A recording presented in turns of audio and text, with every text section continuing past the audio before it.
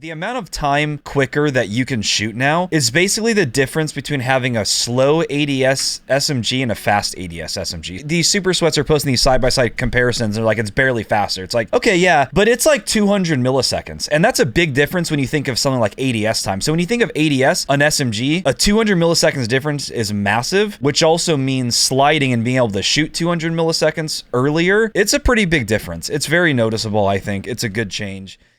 For ad-free episodes, as well as early access and bonus episodes, check out our Patreon. Activision devs do not play their own game. 3,000 devs can't figure out how to add a reconnect feature to a AAA title, I guess. I don't know. Because Infinity Ward doesn't tell their consumers anything. Maybe that'll take some of the sweats away from Shoot House. You can cope about that, for sure. Thanks for tweeting, at least. Thanks for doing more than Infinity Ward has done. They just keep tweeting about the soccer bundles in the store. Things that are bad. We've got a couple words. Why don't you kick it off, Tanner? This is going to be a longer section than the first part you guys heard. Change it, obviously, of course.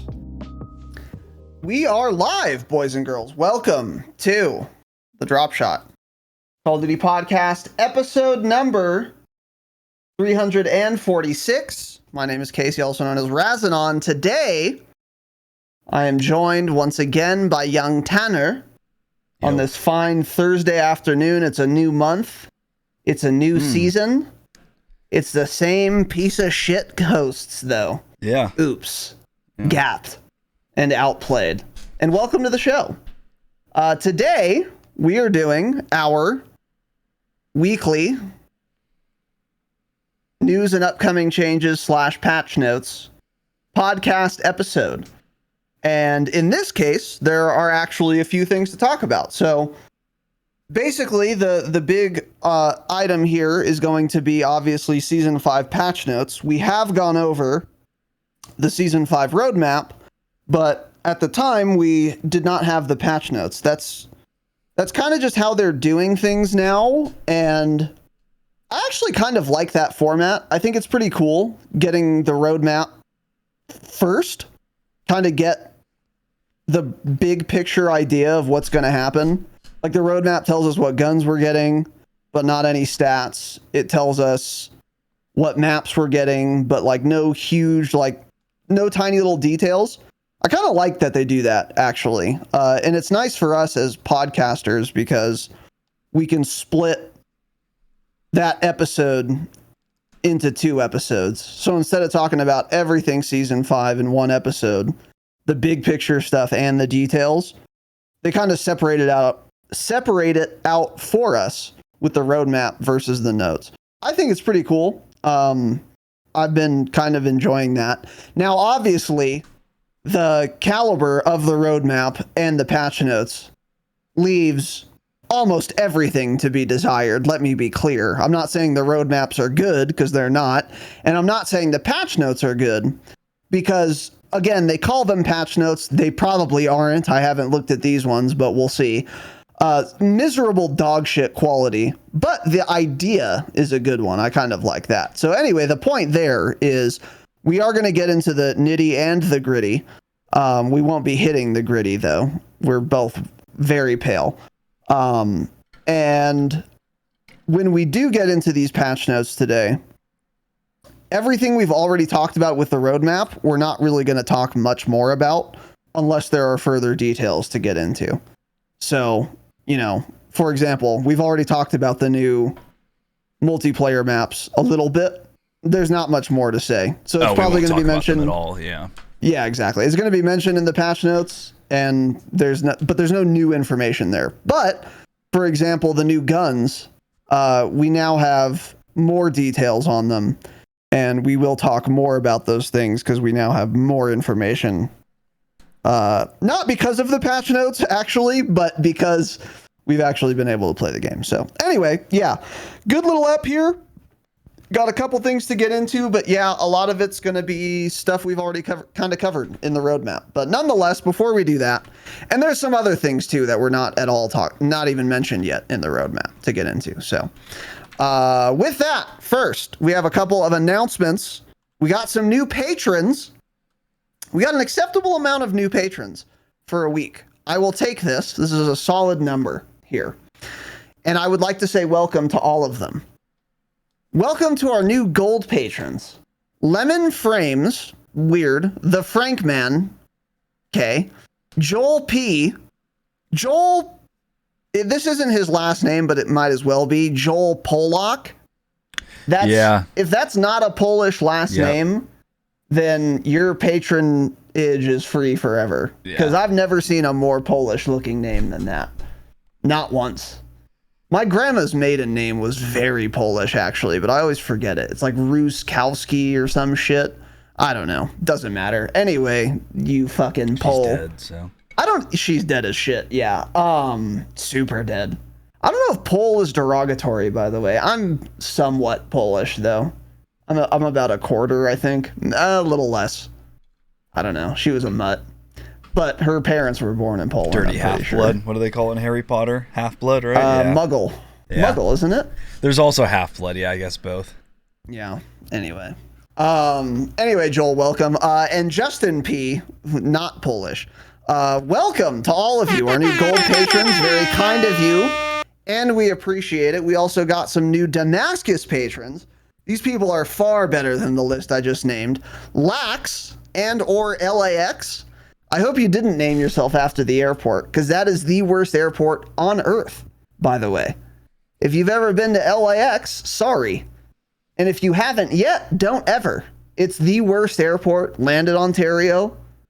Land in Burbank. Land in fucking San Francisco and drive. How's the Burbank airport? You been there? Dude, it's fucking awesome because it's tiny. Yeah. It is the smallest airport I've ever been to. I'm amazed they even have one. But yeah, you're not landing like an international flight in Burbank. It's just not happening. Dude, that's like Long Beach is really tiny like that too. So small. It is smaller than Ontario, and yet they do international out of there. It's weird. I went there one time. I don't know if I've ever been to the Long Beach airport, actually. I don't think I have. It is so tiny. It's like the little airport here in the town I live in of. It's like, it's so tiny. I don't even understand. Yeah. Interesting. It's pretty crazy. I know Burbank is smaller than Ontario, though. It's really fucking small, dude. I remember... Anyway, it doesn't matter. It's a tiny little airport. But anyway, if you named yourself after the airport, I might ban you from the Patreon. But welcome, our new Damascus patron, and Cam Wilkes, also upgrading to Damascus. Welcome back, Cammy boy. Govna. Much appreciated. Good to have you, as always, Cammykins. And thanks. And we also got some new annual gold patrons. These are people who saved an amount of money by going annual. Whatever the discount, it's a decent little discount. It's as much as we're allowed to discount. So if you want to become a patron, by the way, go annual. Save yourself some money like these people did. Daniel M. and Larson. Welcome, boys, to the patreon.com/thedropshot annually. And thanks to all of you. Patreon.com/thedropshot. Once again, best way to support the show. Also, only $5 for 30 days of ad-free every episode, early access to all the public episodes, and you get access to every single Call of Duty bonus episode we do every month, which is 3. And, as Jax has said, you get access to the entire back catalog. So you might be thinking, well, is it worth $5 for 30 fucking days? I spend more on that on my latte, by the way, every single day. Yeah, one morning. For about 4 hours of bonus content this month alone. No more ads and early access to all the public episodes. Maybe that's not enough for you because you're a lunatic, I guess. I don't know. But you also, it's not 3 episodes, right? That's a mistake because you are getting the 3 episodes this month. Right? But you're also getting every gold episode we've ever done instantly. Just unlocking it. You're just turning that key and then you're opening a door to a huge vault of just content, dude. So figure it the fuck out. And if you just wanted to help us, support the program, feed cats, patreon.com/thedropshot. Thanks in advance. And thanks to all of you guys once again. Also, we had a couple little donos. Someone commented on our YouTube and said, where can I donate? And I should have said, I mean, look for like a second and you'll find it. Because you coulda, right? Go into the description on any episode on YouTube, any clip on YouTube, any piece of content we've ever done, there's a link to donate like directly there. But fine, whatever. So I gave him the link. And to his credit, I'm assuming that's a guy. Almost certainly. He said, all right, bet in like 2 minutes. And then we got a nice little donation. So shout out to Macaulay B, and your parents hate you. Don't name your children Macaulay. Because the only person I think of is Macaulay Culkin, the homely little shit from that old ass movie. He did not age well, yeah. He didn't age great, yeah. Although he was a pretty homely kid, I would say, too. Should have been called Homely Alone, am I right? Anyway, Macaulay donated 20 United States dollars. Don't do that sound for a donation, man. Come on. You can't do that. Oh my God, he looks terrible now. Yeah, Macaulay Culkin looks miserable. I don't know if he's like a drug addict or if he just is that. I think he's just unfortunate. He was just simply born, unfortunately, yeah. Yeah, I think he's just unlucky. He was a drug addict at one point, for sure. He doesn't take the greatest care of himself. That's pretty obvious. But drug addict? I don't know. He was a child actor, so actually probably it's for sure. It's probably a drug addict, yeah. So anyway, more importantly, the better Macaulay B with the $20 offline. We very much appreciate that. Brother, there was no message attached, but that's okay. We don't need a message. We just need your fucking money. So we'll take it. Macaulay, thank you very much, dude. Much obliged. Young King.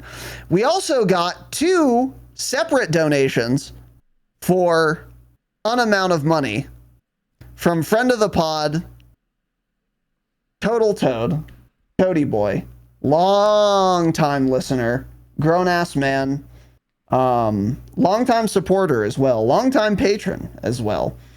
He donated an amount of money, and then there was no message attached. And I was like, okay, cool. Hey, fine with me. Less work for me. And then he donated the same amount of money again and said, this is Toad. Turns out there is a spot to put a note. So here's my tax for missing it the first time. And the amount of each of these 2 separate donations, by the way, was 100 United States absolute dollars, dude. That deserves a saxophone, I think. $100 each, huh? Yeah, $100 each. I think we need to hit the sax. Fuck ad revenue. Man. We don't need ad revenue, man. Yeah, I think he did that during the hangout because he said something about, I didn't see a place to leave a note. And you're like, well, there's a place or something like that. Yeah. It's possible. Yeah, I don't know. Well, he paid the tax for it. He paid the toll. He paid the note toll. He had to. Yeah, he had to pay the tax, of course. As was necessary, yes. So, Toad, for the 200 total United States dollar donation, thanks very much. Yeah. I'm going to try to hide the note function better now in the future, by the way. Yeah. So more people are required to resend the donation to get a message across. We very much appreciate that, dude. You're an absolute king and a god. And because we are now going to be demonetized for this episode on YouTube, you do owe us a little more money. I think we would have gotten about $100 in ad revenue from this video that you've now deprived us of by playing that saxophone copyrighted sound. So, despite the fact that you owe us money, thank you very much, Toad. $200 is fucking insane. We really appreciate that. Hope you had fun at that hangout. Hope you're over your hangover now, by the way. Now, you might be thinking, it was a week ago. Of course I'm over it. Well, you're old as shit. So I don't know how long it takes. Well, he also went to a reunion the next day, so he was also probably was that the next day? I'm pretty sure he said it was the next morning, yeah, or the next day. Yeah. Interesting. Yep. Yeah. Well, I asked him if he's taking his hot-ass wife to his high school reunion, and he laughed and said yes. Yeah. And I said, if you're going to go to your high school reunion and you have a hot-ass wife, you should take her. Yep. So, yeah, that's good. That's good. Really flex on all your old classmates. Yeah. So you guys are pieces of shit, huh? That sucks. Yeah. He's drippy too. I've seen one selfie of him and he was dripped up. He posted a couple pictures. He's drippy, yeah. Real good style on that old man. So anyway, Toad, thank you very much, dude, for the $200. That is insane and we appreciate it. And we also got a little super chat here from Shelly. I'm assuming this is a dude. I don't even know at this point. But yeah. I don't know. Shelly. That's all I know. So, I don't. Yeah, an ambiguous character, but a very generous one. Has super chatted 50 United States dollars, which is a very generous super chat and a very generous donation, and we appreciate it. And he asked thoughts on JFK Airport. I've been once, and I was too young to have an opinion on it, so I have no idea. Or maybe I've been twice. I've been once or twice, but I was too young both times. So I don't know. It's miserable. That's the New York airport, right? It's miserable. It's 100% worse than LAX. Yeah, it's really fucking bad. I believe it. If it is the New York one, right? That's what I'm thinking. It's one of the big, it's that and Okay. LaGuardia are the two, I think, big New York ones. But yeah, we went through there one time in a layover, almost missed our flight, had to walk so fucking far. The whole place is under construction. We had to like go outside, walk in New the York's street, always under construction. take a bus somewhere, Finish it. take a tram somewhere. I could not believe how big that fucking airport was, but oh my God, it was so bad. Really shit. I believe it. Because I always hear about JFK. New York just sucks at everything. There's not a single good thing they do. They're mean, they're trashy, they're dirty, they smell. More rats than people. More rats than people, yeah. By the way. Yeah. They're just not good at anything. And it's always under construction. And here's what I would have to say to New York. Finish building. Finish it. What are you still building? You're always building something. Stop. Stop constructing. Be done. Finish the construction. We don't need to be building always, forever. It's always under construction. When does it finish being constructed? Construct New York. Be done. Anyways, Shelly, thank you very much, dude. Or dudette. Or whatever person. For the $50 super chat. Extremely generous. As usual, I would say. You've been very generous lately, and we very much appreciate that, dude, person. Very kind to you. Yeah, unfortunately, I have no other thoughts. If it's a big airport, it probably fucking sucks. Those are my thoughts. So yeah, I believe Tanner. So anyway, thank you, Shelly. And then one more little acknowledgement. We got sent some items. It's a little too warm right now for me to showcase this properly, but I will show it off here. Yeah. From friend of the pod. I've got it here. And longtime listener, D-Rock of Twisted Barrel Wood-Fired Pizza. I could throw on his hat right now. Not gonna, because I'm sitting down now. Deliciously Send twisted. us some more merch. Deliciously twisted. Here's the front, Tanner showing the back. Just a gorgeous little hoodie. Fresh, original, smoky goodness. Yeah. So there you go. If you're in the greater Minnesota area, hiring. Does events. Yeah, and by the way, catering, I think. Weddings. Yeah, he does a lot of things. And we've heard rave reviews from members of the community because for whatever reason, which I'll never understand, of every United States listener of this podcast we have, 80% of them live in fucking Minnesota. Don't know why. Doesn't make sense. A statistical impossibility that this is true. But everyone lives in Minnesota who listens to this podcast. Maybe you're so fucking bored there that you have the time to listen to this podcast. That's a decent explanation. That's my best hypothesis. I don't know what's going on. I don't know why so many of you are in Minnesota, but Minnesota is where all the in real life hangouts happen, or most of them. There was one in Australia that's far away, but there have been quite a few in Minnesota because all of you are in Minnesota for some reason. And D-Rock is in Minnesota. He's been a part of these. I think Jake visited his pizza establishment. Maybe. I remember Jake did. Bango did, I know, yeah. Bango did, yeah. And Bango said it was fantastic. Fantastic little pies there. Little pies, so, pizza pies. Yeah, go hit up Twisted Barrel if you're in the greater Minnesota area. I don't know what that means, but Tanner said it, so I believe it. Yeah, it's fine. In Minnesota, there's only one area, so if there's like electricity to run like a, I don't know, pizza company, then you're close enough. Congrats, because there's only one place in Minnesota probably with electricity, with the infrastructure for any company to do anything. So yeah, hit up Twisted Barrel, support a friend of the pod, and thanks for the sweatshirts, your local businesses. Dude. Yeah, those are nice. Support. That's a thick, heavy boy. That's a Minnesota. Nice. That's a Minnesota sweatshirt, by the way. And see, that's why they're always like, oh, I'm just wearing a hoodie out. Well, your hoodie is 4 times the thickness of the ones we wear here. So you're staying a lot warmer. That's why. So don't act like you're tough because you're used to the snow. It's because you wear thick sweatshirts. So don't lie to us. You guys are also just dumb pussies, but it's fine. Yeah. Well, is it fine? Anyway, thank you, D-Rock. And then last announcement, with every new season, there is a new Black Cell bundle. This is the fucking hellscape we live in now. And as a reminder, just once again to remind you guys, if you buy the Black Cell bundle, season pass bundle, whatever the fuck it is, I don't know because I didn't buy it. You owe us 30 United States dollars. And for every week that you've owned Black Cell and have not yet given us our $30 cut, you owe us an extra $5. So right now, and we'll start today. We'll be generous. Starting now until next Thursday, you owe us $30 if you've purchased Black Cell. Who am I speaking to? You. If you can hear this, you owe us $30 if you bought Black Cell. By next Thursday, it'll be $35. The donate link is everywhere. Find it and give us $30 if you bought Black Cell. Why? Because you shouldn't have bought Black Cell. Stop supporting Black Cell bundle. Stop supporting this company.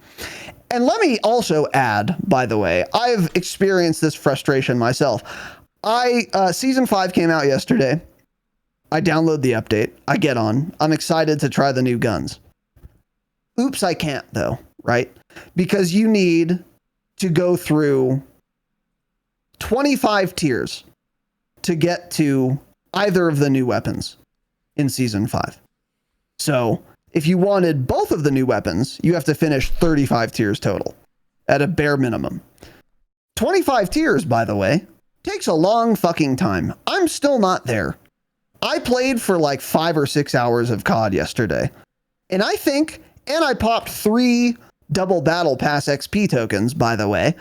And I'm like, I think I have 15 exactly tiers done. Oh, and I bought 2 tiers with COD points I had left over. And I bought the bundle, whatever. I bought the bundle that costs COD points because I had COD points left over. Pass, yeah. Yeah, the battle pass, that's correct, yeah. Because I had COD points left over from last season's battle pass. That's how they've done it now. But unfortunately, when you buy the battle pass, now that Black Cell exists, you no longer get the 20 tier skips you used to get. So there's really no way to skip tiers unless you buy Black Cell. Yep. And it's actually infuriating to me because I was tempted. I was like, fuck, dude. I was talking to Cope in Discord and I was like, man, I think I might just buy some tier skips as much as I hate to do this. And he's like, well, how much is it? And I was like, well, I need like 20. So that would be 2,500 COD points, which is a little more than $20 for 20 tier skips, which wouldn't have gotten me all the way for one weapon, not even 2, let alone 2. Would have been about halfway to 2, by the way, 20 United States dollars. For a game I've already paid $70 for, by the way. So don't forget that part. Oops. Sick business practices, by the way. Can't use your new shit. But other people can just pay to use the new guns, and when they're overpowered, they just have an advantage because they're willing to pay for it. That's really cool. Sick business practices. And so I say that, and I'm like, okay, well, it'd be $20 for like 18 tier skips. And he's like, well, at that point, you might as well just buy Black Cell, because then you get all the tiers you want, and it's like $10 more. Like if you're going to be spending $20, why not spend 30 and get way more tier skips? and a bundle itself too, so I could start leveling one of the new guns while I'm working toward unlocking it so I can use my own attachments. It would have been way better. And he was right, by the way. I was like, fuck, you're right. This is part of the way they are selling Black Cell to everybody. So you guys know what I did? Said, fuck this company, didn't buy any COD points, didn't buy the Black Cell bundle either. And they can suck on my cock and my balls. I'm not doing it. I refuse to do it. And it helped also that the guns are dog shit, which we'll get into. But I just can't believe how, I don't know if it was this bad last season. I thought it was like 15 tier skips to get one of the new guns last season. But yeah, I would it didn't expect seem this that far. trend. I would expect this trend to continue where season 6, if there are 2 new guns, they're going to be each like requiring 25 to 30, maybe more tiers minimum to unlock one of the new guns, which is really fucking shitty. And I hate this company. And when those guns are going to be really good, it's going to be really annoying. Let's say I wanted to like grind ranked, day 2 of the new season, and the meta ranked AR is the new one that's at tier 40. Like, what do you do in that situation? Yeah. You can make an argument for pay to win at that point, actually. Like, you could. It's not technically, but it kind of is. I don't know. I hate them. So if you buy Black Cell, you owe us money. Yeah. So don't forget that. Yeah, just don't buy it. I will just slowly unlock the guns, if ever. I don't even care. I won't even use either of them because they're both miserable. But yeah. So regardless. And then last little announcement here. On Saturday, our Saturday episode, we're going to be doing first impressions of season 5. So we will be talking a little bit about some first impressions today because we have played quite a bit. But on Saturday, we're going to get a lot more into our first impressions, and we will have played more by then as well. So keep your eyes open for that. That'll be a fun episode. There is a lot to talk about in terms of first impressions, by the way. We'll touch a little bit on first impressions today because we have some, but we're not going to get into any great detail right now. So with all that said, any other announcements, buddy? Nope. If you're listening for the jingle, here it is. Oh, fuck, I didn't turn my air off. I'll be right back.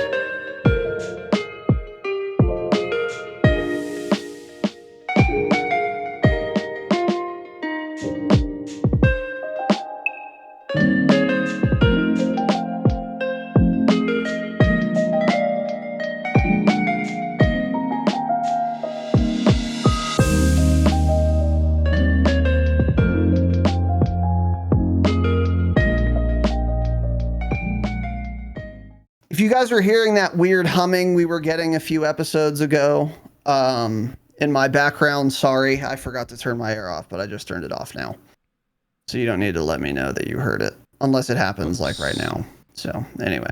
All right, welcome to the show. So sorry about that. Long announcements there, but it was a pretty busy week and we appreciate all that support. And with that, let's get into this bitch. Season 5 patch notes. Here's where we're starting.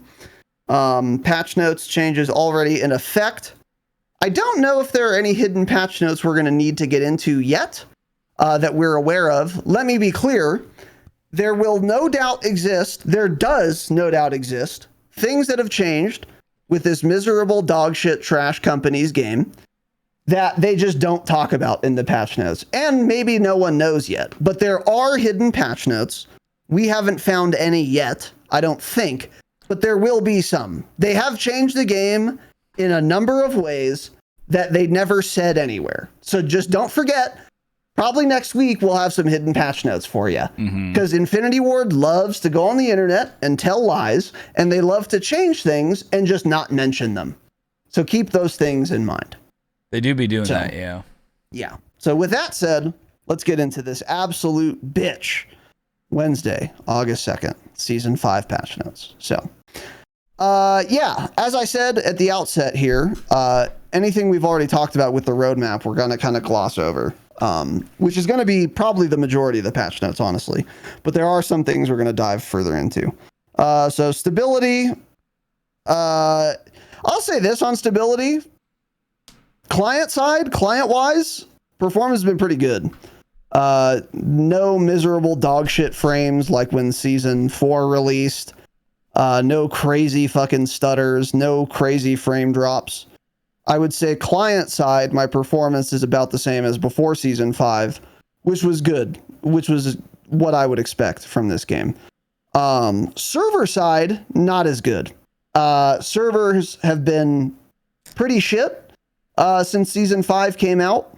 A lot of server stuttering, server crashes, all that kind of dog shit. Not the worst it's ever been, but not great.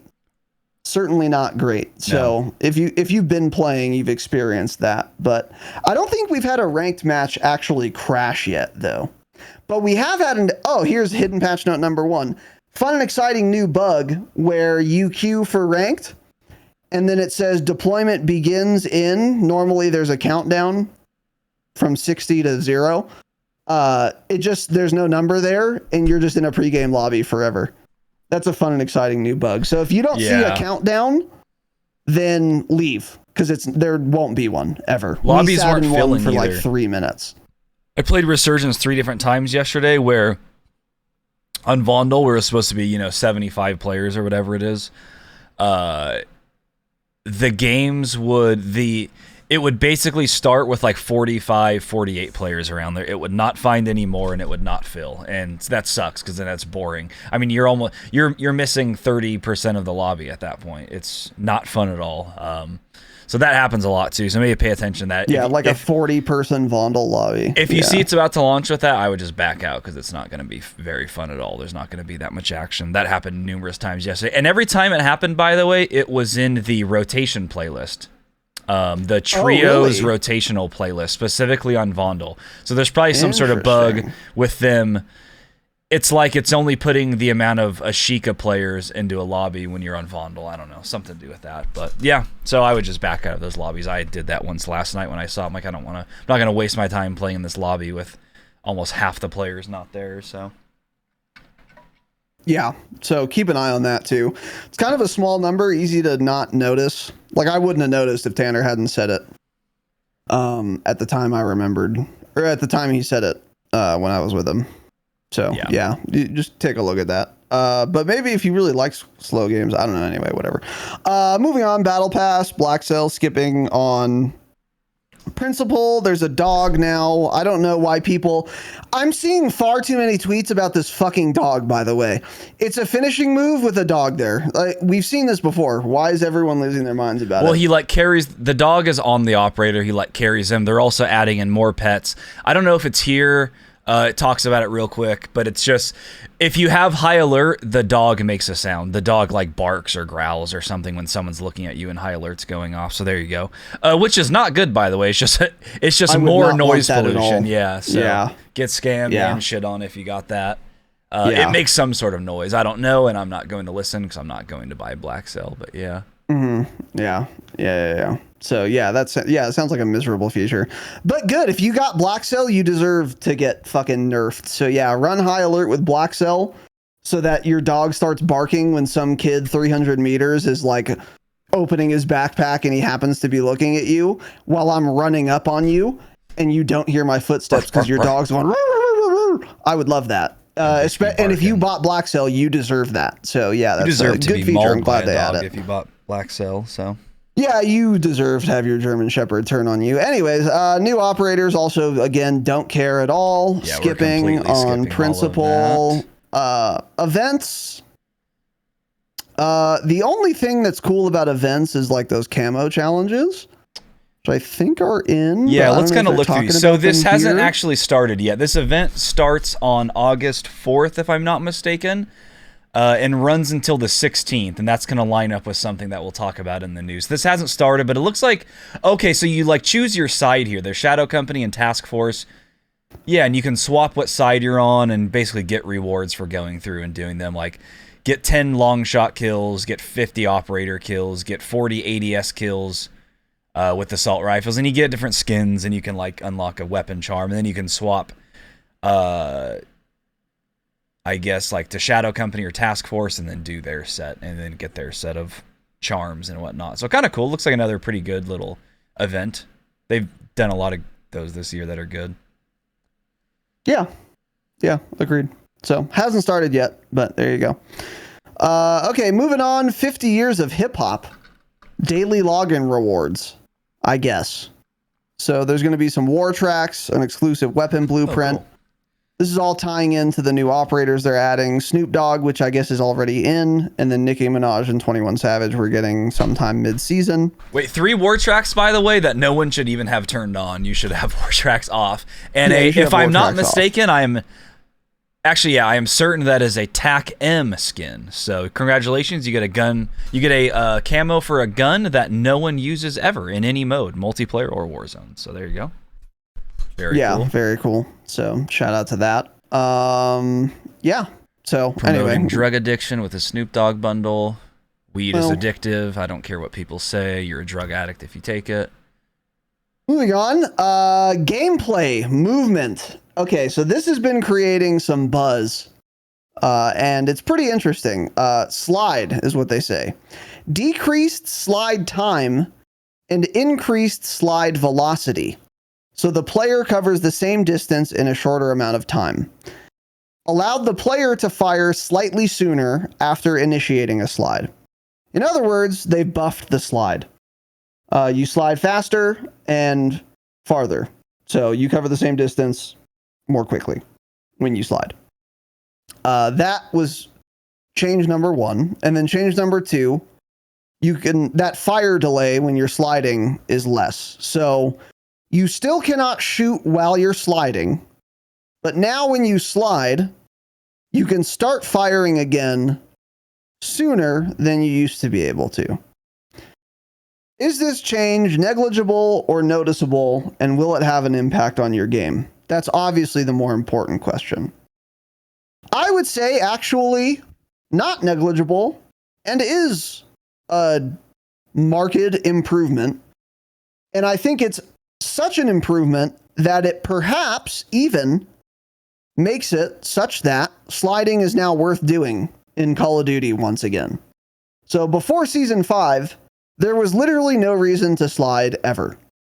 Dolphin diving was like always better, or sprinting was better, or tack sprinting was better, or jumping was better. There was literally no scenario in which sliding is the thing you should do, ever. It was always bad to do, and you would always prefer to do some other activity. So I had slide literally unbound. My character could not slide. Because I just changed what used to be my slide keybind to my dive keybind because it didn't matter. Sliding didn't matter.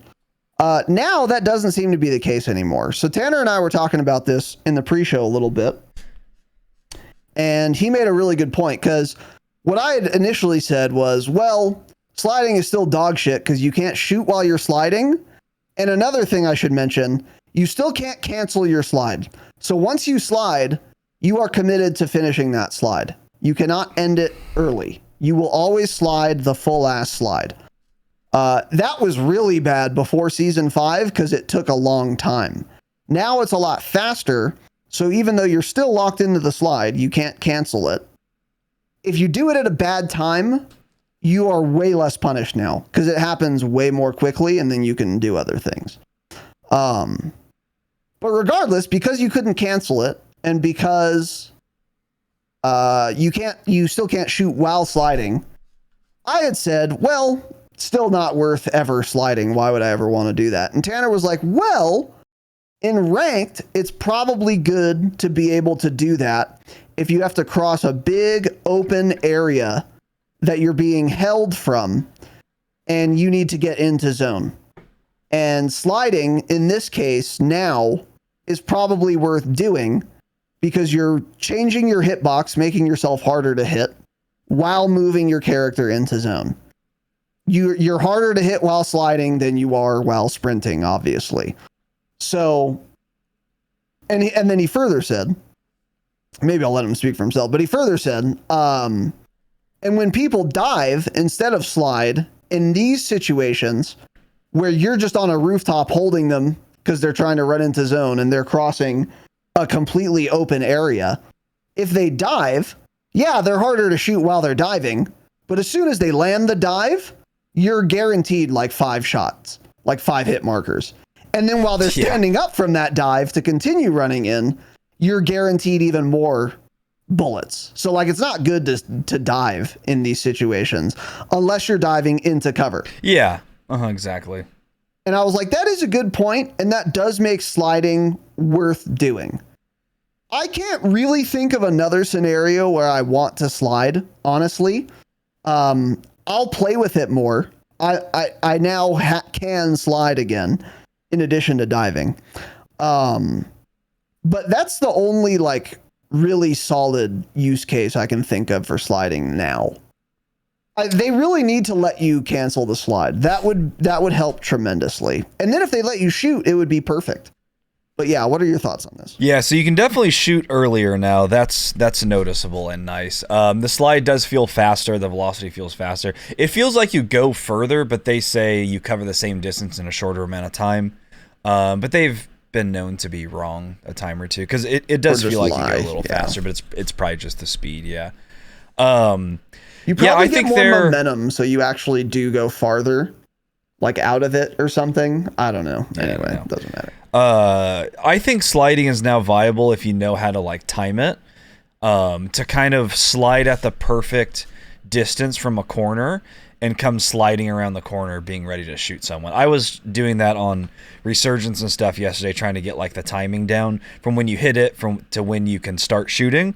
And I think that makes it viable too, because you know, you could get caught and kind of die because of that, but it's not, you can shoot a lot quicker now. So I don't think it's going to happen that often as long as you're timing it correctly. If you're turning a corner, that's not going to happen that often either. Yeah. Yeah. And you like know someone's there. Right. So I think it's viable in that regard, because otherwise it's just in this game, you're pretty much, I don't know, walking around the corner. You can jump, but it's not going to really matter. So I think sliding may be viable in that regard too. So it's definitely a lot better. There are a lot of like clips going around right now of like the super sweat lord kids, posting clips of like side-by-side comparisons and how it's like not that noticeable. But the thing is, like, even J-God took a video, I don't remember what it was, but like the amount of time quicker that you can shoot now is basically the difference between having a slow ADS SMG and a fast ADS SMG. So it's like, you know, these super sweats are posting these side-by-side comparisons, and they're like, it's barely faster. It's like, okay, yeah, but it's like 200 milliseconds, and that's a big difference when you think of something like ADS time. So when you think of ADS on SMG, a 200 milliseconds difference is massive, which also means sliding and being able to shoot 200 milliseconds earlier. It's a pretty big difference. It's very noticeable, I think. It's a good change. It still isn't where I want to be. I'm surprised they even made this update, and they're still making updates to it. I saw some people on Twitter, they had theories that like they're starting to kind of do it this way because when Sledgehammer's game comes out and they kind of more take control of Warzone with Raven, probably that will get better movement in that regard. So they're kind of just slowly making their way to that, but I don't know. But yeah, it's nice. It's noticeable. It's a good change. Yeah, for sure. And there are some people, I don't think anyone's saying this anymore, but if you saw the tweets yesterday when Season 5 launched, that like sliding is back and it's like the same as Verdansk slide, that's just not true. It's not even close to being as good as it used to be in Warzone 1. So that's not true at all. You still don't go as far as Warzone 1. You also can't shoot through the whole thing. You also can't cancel it. So like it's stuck. Not. Yeah. Yeah. The slide is not saved, but it is a lot better now, and there are use cases for it now. And before there just wasn't. So that's good. I mean, I'll take it, but they could have done better, of course. So anyway, moving on to Jump. By the way, I've played a lot of Season 5, haven't read the patch notes yet. And I'm going to say before I even read this, didn't notice any change with the Jump. I forgot this was a change. I did not notice either. Yeah. So whatever they're going to say here, it's a lie or very negligible. Small increase to the lateral velocity boost while jumping. So you jump a little more quickly, I guess. You get more velocity, but you don't go higher. So yeah, I guess you jump a little more quickly now. Okay. I don't know why they have to write this like it's a physics paper. Lateral velocity boost. Just say you jump a little faster now. I hate them so much. Anyway, small reduction to the landing slowdown penalty while landing. Didn't notice that at all. Jumped off multiple roofs on Vondel. Yeah. If you're getting stuck in the mud at all, they probably made it so that penalty is not as long anymore. So like before, maybe it was you had very decreased movement for like a second. Maybe now it's like 850 milliseconds. I think that's true, even the fact that it's there still for the amount of time that it is really shit. Yeah, I don't know. Yeah, it's unclear if they mean, like Tanner said, it's unclear if they mean it's the same penalty, it just doesn't last as long now, or the penalty lasts just as long as it used to, but it's less severe. Yeah. We don't know. It's one of those two things, maybe. It could also just be a complete lie, though. None of this could be true. I don't know. I didn't notice a goddamn difference with jumping, though. Yeah. So, this doesn't matter. So, cool. Classic Infinity War. Weapons, new weapons. So we've gone over these, but now they're in the game. We have a little more to say about them. First is the FR Avancer, AR. This is like an FFAR, I guess. I watched a little JGod video on it in addition to, seeing things on Twitter and having used it a little bit myself as in multiplayer. When I was just playing multiplayer for a little bit before anyone was on, I would find kids who were using the Black Cell Avancer, and I would farm them. I would just say, okay, I'm only killing this person for their gun, also to punish them for being Black Cell purchasers. Yeah, of course. But I would kill them for their gun, and like every single thing, if I saw two people, I would just kill the Black Cell kid, take his Avancer. So I've used it a decent amount of times, but not a ton, and it was in multiplayer. But my experience kind of comports with what everyone's saying. Essentially, it is high fire rate, low recoil, pretty mediocre damage. For multiplayer, it's probably pretty good. I can't tell. Everything dies fast in multiplayer. The thing with multiplayer, yeah. So I don't know if it's like insane in multiplayer or not. That would depend on its damage ranges, its multipliers, etc. But in Warzone, people have been saying, and I watched a JGod video as well, and he had some numbers already. It's pretty dog shit. It's like, he was like, yeah, it's easy to control, and it has a fast fire rate, so it's fairly forgiving. But the time to kill is just not that good. Yeah, it's like Warzone. a Tempest Razorback, M13, something like that. Yeah. So I don't know if all the data is on Sim yet. None of it is. But, okay, yeah. Because it might end up being one of those low recoil options that you might want to run in Warzone. My instincts tell me it's not, though. Because if it was, I feel like more people would be running it. Well, that's what JGod said. He said, basically, it gives those people another option for a long-range, low recoil, low damage gun, but it's not necessarily better than the ones we already have. It's just kind of existing. Right. Yeah. Yeah. Yeah, exactly. So, and the thing with multiplayer, too, is like, last time I played multiplayer, people still sweat in multiplayer pubs for some reason, and they use a TAC 56 or a Vaznov. So new guns in multiplayer actually do not matter at all, because Infinity Ward stopped patching multiplayer in Season 2, because they literally said in the patch notes, we feel like multiplayer, or I don't know if it's a patch note or somewhere, but I remember Charlie Intel saying, they said, like pretty much word for word, we're happy with where multiplayer's at, we don't intend to make changes. And they haven't. They don't change anything with multiplayer ever, so... Yeah. Yeah. Yep. Boring. They want to keep it boring, I guess. So that's cool. But yeah, it's and this is why, by the way, in our roadmap episode that we did last week, I had said full auto assault rifles that get added, they can be really cool. This had the potential to be like its own unique archetype. What I was thinking is it might be like a sniper support option. But it didn't pan out that way at all. Because if it was like a sniper support option, it would have had way more recoil, way more damage, way worse damage range, and probably way better handling as well. Kind of like what we saw in Warzone 1. but that's just not what it is. It's just another Tempest Razorback or M13 or ISO Hemlock. And it's like, we did not need another low recoil, middling damage gun. So I thought this might be a new archetype, which would have been really cool. It's not. So, and I don't think it ever will be. They're not going to like make it have a ton of recoil and a ton of damage all of a sudden. They're not going to change a weapon that fundamentally. So anyway, moving on, the Karak 300. I have seen one person use this in game in multiplayer once. So this is the new like semi-auto sniper that they've added.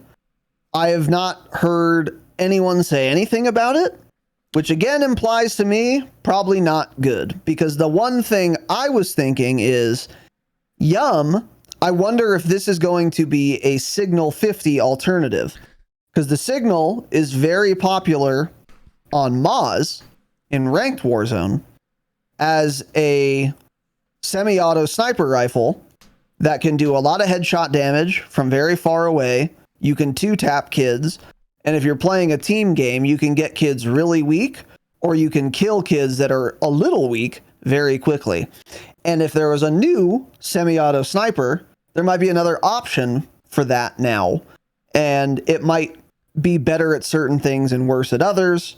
But I don't know, maybe people just haven't experimented with it enough yet, or leveled it, or whatever. I think people tend to be less hasty about trying new guns when they're not full auto, because not everyone snipes, but everyone uses a full auto gun. So it's possible this is going to have a place in like Warzone, but if so, that is not obvious right now. Yeah. Have you heard anything about it? I just heard one thing. I just pulled up the tweet. J-God said, new sniper kind of sucks for Warzone. Seems like way too many shots to kill, even with a faster fire rate than the Signal. It also has up to a 15-round mag. So I think their way to balance that is, I bet it does something like 140 headshot damage. So unlike the Signal that can kill with 2 shots to the head, it's probably always a minimum of 3 headshots. And that will probably make it completely useless. Even with the faster fire rate, a magazine that's more than double the size, if you do the large magazine, 15 rounds, if it takes 3 headshots, it's not going to be good. I mean, that's going to take like 5. That could end up taking like 5 chest shots to kill someone at 50 meters. It's not going to be viable at all. So if that's the case, we'll see what Sim shows when the data comes out. But yeah, I haven't. But besides that tweet, I have not seen a single clip of it. Not a single person mention the gun whatsoever. Yeah, it's probably dog shit, which is a shame. Yeah. The way that this gun needed to work to ever be used in Warzone is be a 2-shot headshot, like minimum. Like the headshot damage should be 151. But then that makes it. Then that makes it hard to balance too, because then the Signal's just useless. Because if this has a faster fire rate, kills in 2 headshots, has double the mag size, then the Signal just falls into. Then why would you ever use a Signal over this? Because the Signal does like 255 headshot damage. So if I'm playing ranked and you hit some guy with 2 bullets, I can now one-tap him. The Signal didn't. The Signal I think does like 170 or something, doesn't it? I thought it was like 250, but I'll look right now. Maybe at its longest damage range. There's one damage range where it does not. Yeah, there are damage much. ranges too. That's a good point. And you gotta I think there would be a place for that though. Because like you're never really hitting 2 headshots anyway. It's just like kind of a good benchmark. The times you're hitting 2 headshots with a sniper on someone in fucking Warzone, that person's not good at the game. Like they're dead anyway. I don't know how you allow yourself. It's people like in a building mostly where you can do it easily. Yeah. But people running, you're often not hitting both of those. Yeah, exactly. Let me see here. Headshots. Damage is okay. Yeah, it's 234 to the head with the Signal, up to 53 meters, which is going to be pretty often. And then outside of that, it's 227, and then at its farthest, which is 68 meters, and farther, it's 184. 184. So it could have been something like in the Karak's first damage range, say is 54 meters, instead of 234, it does like 170 or something. So like it's possible to 2-tap someone within 50 meters if you hit both headshots. I think it could have been better, but I don't know. We don't have numbers yet, so this is kind of like, yeah. We'll talk more about it when the numbers come out, and I'll try it too and see. Because another thing that might be possible, again, if it's 3 headshots, probably not, but we'll wait for numbers. And also, this might be one of those things where it's like, if you like to play a Sheikah or Vondel and you like to snipe, maybe the Kurok's like fun or better, arguably, on those maps, whereas a Signal's still better on Maz. I don't know. I hope it's going to find a place in Warzone or Resurgence of any type, but I don't know if it will. I'm not very hopeful. In multiplayer, it's really good though. I mean, the one game where that guy was using it, he was one tapping the fuck out of me. So yeah, it's quite good in multiplayer, which I already told you guys that wasn't hard to guess. That was guaranteed. So anyway, moving on. This kind of interesting. I didn't know this. Customizable throwing knives. Players can now select lethal equipment skins in match only. I don't know what that means. You can only customize your throwing knife in match. Is that so? I don't even understand. Yeah, I don't. I hate Infinity Ward. Yeah, I don't care. Yeah. And the screenshot they show is like at the menu, of course. What are they saying is in match only? Yeah, the throwing knife. Yeah, I know, and it looks like the main. I don't know. The fact that you can't throw throwing knives in the menu, is that what they're trying to say? You have to use them in match. Yeah, I don't know what the fuck this means. But anyways, that is cool. They're only in bundles, of course. You have to buy a bundle that comes with it. So. Right. Yeah. Yeah. It has potential to be cool. Yeah. But yeah. So anyway, not a huge deal though. LMGs. So now we're getting into weapon balancing. So these are general weapon balancing changes, it looks like. For the Rap H, an LMG, by the way, this is a belt-fed box magazine, fully automatic, light machine gun. Mm-hmm. So I don't know its default mag size. I think it's 75 or 100. 75, I think. Yeah. I think it's 75. And when you think of a machine gun, you probably think of it firing fully automatically. So anyway, so what does Infinity Ward do? Of course, increased semi-auto damage, and they capitalize damage. I can't stand them. Why? Why do they do this? And then reduced semi-auto rate of fire. They wrote a whole paragraph about this. I'm not reading it on principle. Well, it's not about that. It's about general weapon balancing. I just don't know why they didn't put it at the top. Oh, they just put it after this. Yeah. Good. Yeah. Good. Oh, maybe that one's for all Warzone only. Yeah. Okay. So that one. Got it. Yeah. So that Rap H change that will not affect anyone ever, because don't use an LMG in fucking semi-auto, is for multiplayer and Warzone, I guess. Yeah. And now every other weapon balance change we're about to talk about is Warzone only. So here we go. ARs, Chimera, close mid damage increased. I guess this means damage range 2. I still don't know, still have never been told, but we'll wait for Sim. M13B, headshot multiplier increased. That's pretty interesting. That is good. For a high fire rate gun that's really easy to use, that is really interesting. That makes the M13 a lot more attractive as your primary on Resurgence, like a Sheikah or Vondel. Yeah. Because, that sucker handles really well, fast fire rate. You're going to hit headshots. Yeah, that's cute. So that'll be interesting to see data on. We weren't provided any, of course, because this is Infinity Ward. Battle rifles, Cronin Squall. We fucked it. We fucked its ass. That's the patch note. They did like 8 things to them, and it's all nerfs. Max damage, min damage, neck multi, upper torso multi, lower torso multi, and limb multi all decreased. Minimum damage. The minimum damage was increased, actually. That's actually kind of important. I don't think that makes up for it, though. I don't know. We don't have any numbers. They didn't give us any.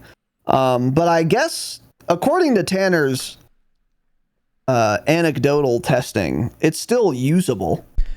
But it has been nerfed it seems usable. I saw a lot of good ranked players still running it yesterday. they don't usually know how to experiment with other guns. They just continue to run what they're used to.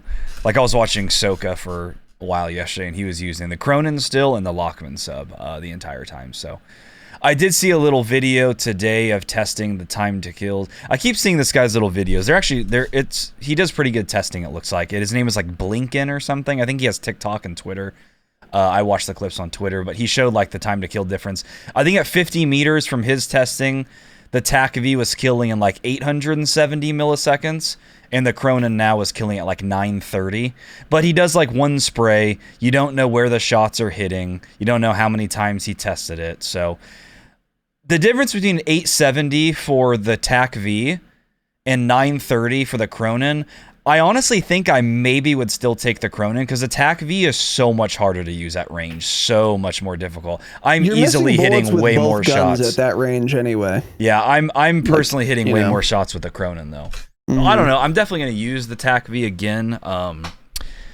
TAC-V is really good on Resurgence, but on Moz, it's hard sometimes, I think. So it was still feeling pretty good to me yesterday. Noticeably slower now though, time to kill, but I think it's still going to be usable. But we'll have to wait and see when the stats come out.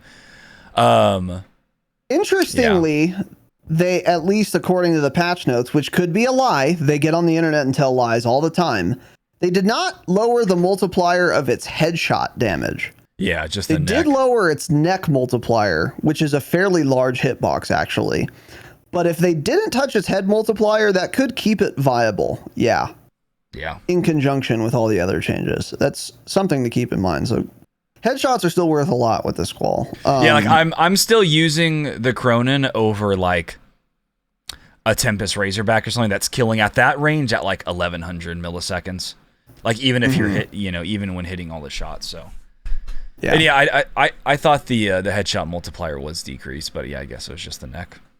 Yeah, there are probably a lot of things that look like headshots that actually reg as neck shots. Exactly, because neck is pretty. From what we've seen, at least in Warzone 1, neck was like, it was like above your chin. It was like between like your bottom lip and your chin. I think it was weird. It was like almost chin to nipple, not quite, but it was like that. Yeah, big. it goes down further than your neck, and then it kind of goes over on your shoulder. Yeah. Yeah, it's weird. It's a weird little thing, but anyway. So the Cronin did need to be nerfed though. So it seems I don't know like if it might be in a this decent much, but maybe, yeah. Yeah, maybe not this much. We'll see when we get numbers, because Infinity Ward once again didn't provide them in their patch notes, which is the purpose of patch notes, by the way. Light machine guns, HCR. Limb damage multipliers decreased.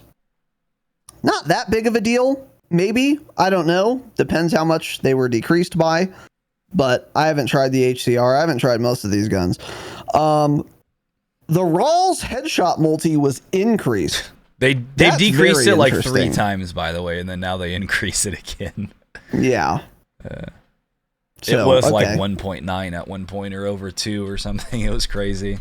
Yeah. So I wonder what it is now. But anyway, SMGs, MX9 buffed a lot. Doesn't matter. Still has a 32 round mag, so don't use it in Warzone. But this is Warzone only, so yeah, don't use it. Mini Bach, damage step added at mid far range. That's a nerf, by the way. If I'm understanding it correctly, they added a new damage range. You don't want that. You want one damage range. You want your TDK to be the same up close and far. So if they're adding damage ranges, that's not good for the gun. Minimum damage decreased. That doesn't really matter for a sub. Headshot multi increased. That's pretty interesting. I don't know. It didn't really change much. It wasn't based good on this before, so not really exactly. Sure. Yeah. So anyway, Lockman sub nerfed. Max damage and close mid damage ranges decreased. So its ranges were decreased, but not its actual numbers. That sounds to me like a Lockman hipfire build is still going to be very good. Because what was really strong about the Lockman sub before this was not necessarily its damage ranges. It was just its damage up close. So unless its close damage range hasn't changed. So it has the same first damage range as pretty much every other sub still. So if you're a hipfire enjoyer like me, it's pretty much the same shit now. I haven't used it yet though, but yeah. But however, its spot in the meta did change, not by virtue of these changes, but by virtue of other changes like this. The other guns. Vel 46. Neck multi increased. Upper torso and lower torso multi increased. Those are big, by the way, because that's what you're aiming for. So if those multipliers increased, it's basically just got its damage increased. And people are noticing. I would say this is the most popular SMG right now. Certainly has the most buzz on the TL. A lot of people using the Vel. This is an MP7, by the way. So it's got a nice thick mag if you want. It's got very fast handling if you want, although you can build it to be longer range. Tanner was singing its praises a while ago because its first damage range is like double every other SMG. 13 meters. Lockman subs like 8. ISO's like 7 or 8 or something. Yeah. So it's which first is a huge deal. Yeah. It's good for getting out a little bit further, but if you're like in a stairwell or something with a MP7, even after these changes, it'll be interesting to see the numbers. You're probably still losing a close range gunfight to a Lockman sub, like 5-6 meters or something. But yeah, you get the longer damage range. And then if you put a barrel on that thing, one of the barrels increases it to, I think, 18 meters. Which is fucking nuts. You're killing the same speed at 1 meter as you are at 18 meters with that gun. So that's nice. Yeah. That's really nice to have. I think that is really good for something like ranked as well. Mm-hmm. Yeah. I actually just set one up last night to use if I play today.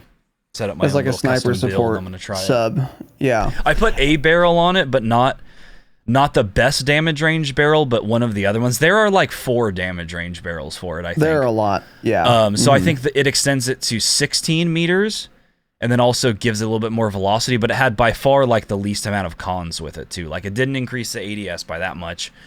It didn't like decrease recoil. It helped with recoil a little bit. It didn't destroy movement speed. I don't think it hit it at all. So I'm going to try that build. It felt good in the firing range. I'm excited to test it. Yeah. Yeah. And this is one of the things I really like about how Warzone weapon balance has been done historically, really, is like this is an example of like a good weapon balance. This SMG has a way farther first damage range than all the other ones, but it's not going to kill as quickly as most other SMGs inside 5 meters. So like 0 to 5, you'd rather not have a Vel, but 5 to 16, you'd much rather have a Vel. That's a great way to balance SMGs, because then it provides a unique kind of pro and con, and there's like a real decision to make there. And there isn't necessarily a better submachine gun in that case. It just depends on what you're going to be using it for. Awesome example of weapon balance. I like that they've done that. And now the Vel's even more viable because they just buffed it. Anyway, Boss P was also buffed. Haven't seen anyone talking about it. I don't know what its deal is. It could be decent. Again, until we get numbers, like a lot of people aren't even going to bother like testing everything or anything like that, you know? So once we get numbers, we'll know a lot more. And once people continue testing and all that, we'll know what's actually viable in like Warzone. But Boss P might be there. I don't know, because it was buffed. And then the Fennec 45 max damage was increased. That's a big deal for SMGs. Your max damage is your first damage range damage. So again, this might be viable now. We don't know how much the max damage has been increased by. I would not like to see another Fennec meta necessarily, but I'd like it to be viable. So right now it doesn't really do anything, or before this change anyway. And maybe it still doesn't, but we will see what's going on there. And then they have a little note at the end here. They say, we are aware of concerns surrounding the Signal 50 in Warzone, which is the semi-auto sniper. While our data does not suggest the signal's out of the normal range and performance, its experiential impact for players is equally important to us. That's just not true, by the way, because if the experiential impact of a change was important to Infinity Ward, there would be red dots on the minimap. Because the reason there aren't red dots on the minimap is because the data suggests it would be bad for the average player, even though the experiential impact, which is what everyone is talking about, experientially, it doesn't feel good to not have red dots on the minimap. Infinity Ward said at that time, that's cool. We don't care though, because we value the data way more than the experiential impact. So go fuck yourself. Yeah. So this is just a lie. They don't care about the experiential impact almost at all. They only care about the data. And that's why the Signal 50 hasn't been nerfed, by the way. That's why they're saying this at all. Yeah. At this time, we do not feel it is necessary to make changes to the Signal 50, but we will continue to monitor the data and your feedback closely. Now, in principle, I don't know how much they hear people complaining about the Signal 50, but there is an amount of complaints about it, particularly in ranked Warzone. People are saying it's overpowered and they should nerf it. And Infinity Ward saying, it's not though, so we're not gonna. That pisses me off. However, in this case, I think iDub is actually correct. I don't think the Signal 50 is overpowered. If everyone's complaining that it should be nerfed though, they might want to listen. Because usually Infinity Ward doesn't know best, so I don't trust them to not listen to player feedback. But in this case, I actually agree with Infinity Ward. I agree too. I don't think the Signal 50 is overpowered. I think it's appropriately balanced. I think it's a strong option, but it's by no means OP, and it's a good weapon. And also, if they nerfed the Signal, then just no one would ever snipe in Warzone, and that would make it so much more boring. Well, and that's what the World Series of Warzone kids want. They are literally the only people complaining about this. It's like just people competing in World Series of Warzone, playing in like scrim private matches to prepare for World Series of Warzone. They are the only people that complain about this, yeah. And they, like... people like them only think about themselves. They don't think about anyone that's even slightly worse than them. They're the best players in the world, and they only think about what they think is best. As I've said before, if they want it gone, then they should just GA it from the World Series of Warzone. Or they should make it a rule. They should say now, the Signal 50 will be banned at the World Series of Warzone LAN tournament. And in all the practice scrims they do up until that point, it's banned. But they want it out from rank 2. And it's like, no, you guys are 5% of the ranked player base. You are the ones complaining about it. You do not need to take it out just for you guys. They need to just ban it from World Series of Warzone if that's what the vast majority of them want, which it seems like it is, and ban it from their custom matches. But they want it removed from ranked, which is ridiculous, I think. Does not need to go from ranked. I never die to the Signal 50. I just don't. You don't even see it that often. It's not overpowered. If it was that overpowered of a sniper, that would be the only thing I died to constantly. It is not. Like a car in for death. They are thinking of private matches where people play for placement. And it is good there. It's probably too good because it's all the best players in the world sitting in buildings. So if all three of them are sniping, it's really easy to down someone instantly. Exactly. Whereas on that person's screen, it feels like they're dying in 50 milliseconds because they can't react if they're getting team shot by it. So it's not overpowered and ranked, and I'm glad Infinity Ward didn't listen to those people. Yeah, I agree. I agree completely. So yeah. With that said, I don't know. It sounds like they might be changing it in some respect. And if they do change it based on this statement, that it'll be a nerf. So we'll see what they do, but whatever. Equipment adjustments. The drill charge. Reduce damage from drilling when a player is stuck with a drill charge, providing a larger opportunity for death from explosion. I don't know what this means. It would essentially kill you before if you got stuck with it from the actual drilling before it went off. So now, which it should. So now it probably does. Maybe it just cracks all your plates and then it's going to explode. So then maybe you end up dying from the explosion instead. I don't know. I think this ties in with the bomb squad change they made, maybe from their point of view. So maybe now if you have bomb squad and you get stuck with a drill charge, you won't die if you are able to run like 1.5 meters or something. Yeah. I don't know. That's the only thing I can think of. If you get stuck with the fucking slowest thrown lethal in the entire game, you deserve to die no matter what perks you're running. Oh, why are we changing this? I got a stick on some guy the other day playing ranked. Did you get a kill?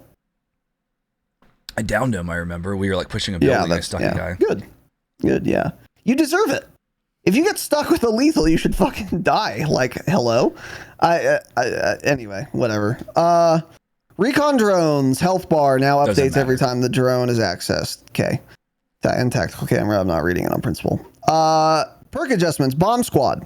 Will protect against death from explosive equipment stuck directly to the player when fully armored in Warzone. Okay. Yeah, I hate it. I hate it. If you get stuck with a thermite, a semtex, or a drill charge, you should die.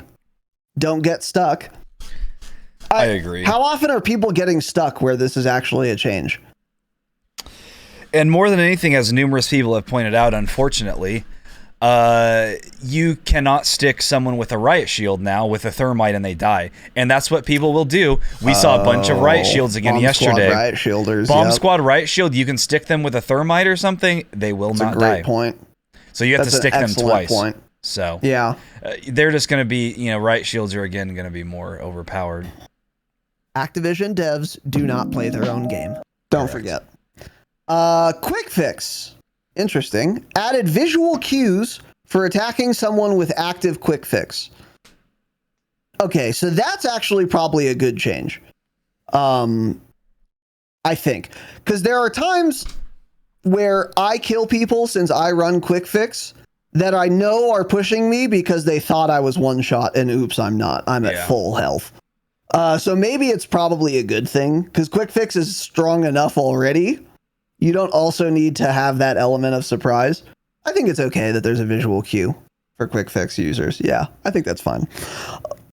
Entering an objective with quick fix, and it won't make me stop using it. Entering an objective with quick fix equipped will now visually show when the health regeneration effect is active. That's cool too. Like in multiplayer, if you're capturing an objective, quick fix works at that time as well. So if you didn't know that, now you'll see an icon, I guess. That's fine. Anyway.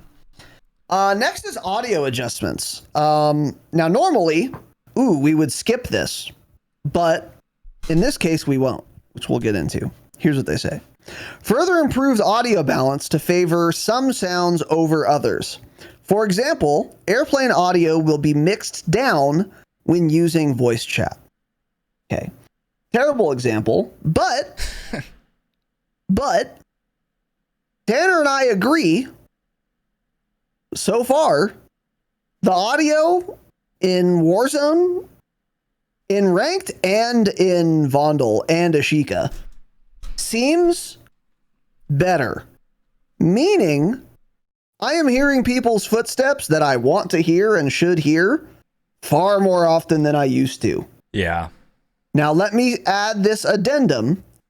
Parachutes are still fucking silent. I heard a bunch yesterday. You kept saying that, and I kept pointing them out every time I would hear. I would be in a building, and I would hear a parachute go right by.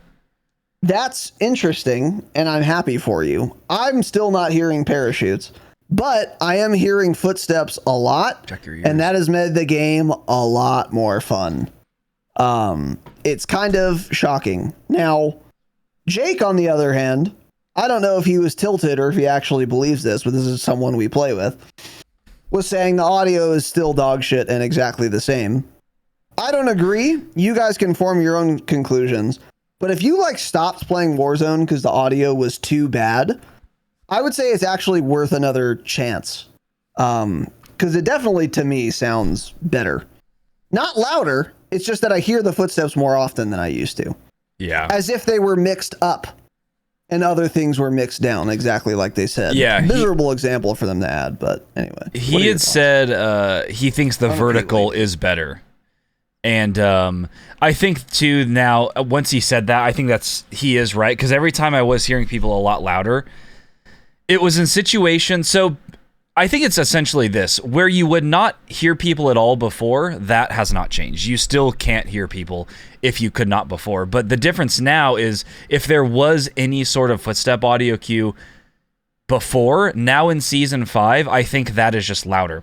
I would be on the roof of a building of Vondel that was, I guess, probably 4 stories high, and I would hear someone running, and I would say, holy shit, this can't be real. This can't be correct. It sounds like a guy is running on the street below me. And I got on the ledge, and I looked down, and there's a guy running on the street below me. And I would say, I can't believe it. I would have never heard that guy's footsteps before. They would have been so silent. I maybe would have heard something, and I just thought he was underneath. Another example is staircases on Vondel. They were already pretty loud. Even louder now. You hear people very clearly when you're on a roof coming up. So much that we noticed a lot of people ADS walking yesterday. So I feel like other people noticed this because Raz would keep getting mad. He's like, couldn't hear that guy. And then he would watch the kill cam and it'd be because someone was ADS walking. So in that situation, you still don't hear people. So there's your pro tip. If you don't want people to hear you on wood, ADS walk, because they won't. But a lot of situations, or like this building's on Vondel where there's like a wooden staircase on the outside that leads to the roof, like a little spiral on the outside. Clear as day, I could hear people. I would be somewhere in a building, I'd be like, holy shit, I hear someone that direction on wood, and it sounds like they're outside. I would go and peek, he'd be running up the staircase, knew exactly where he was.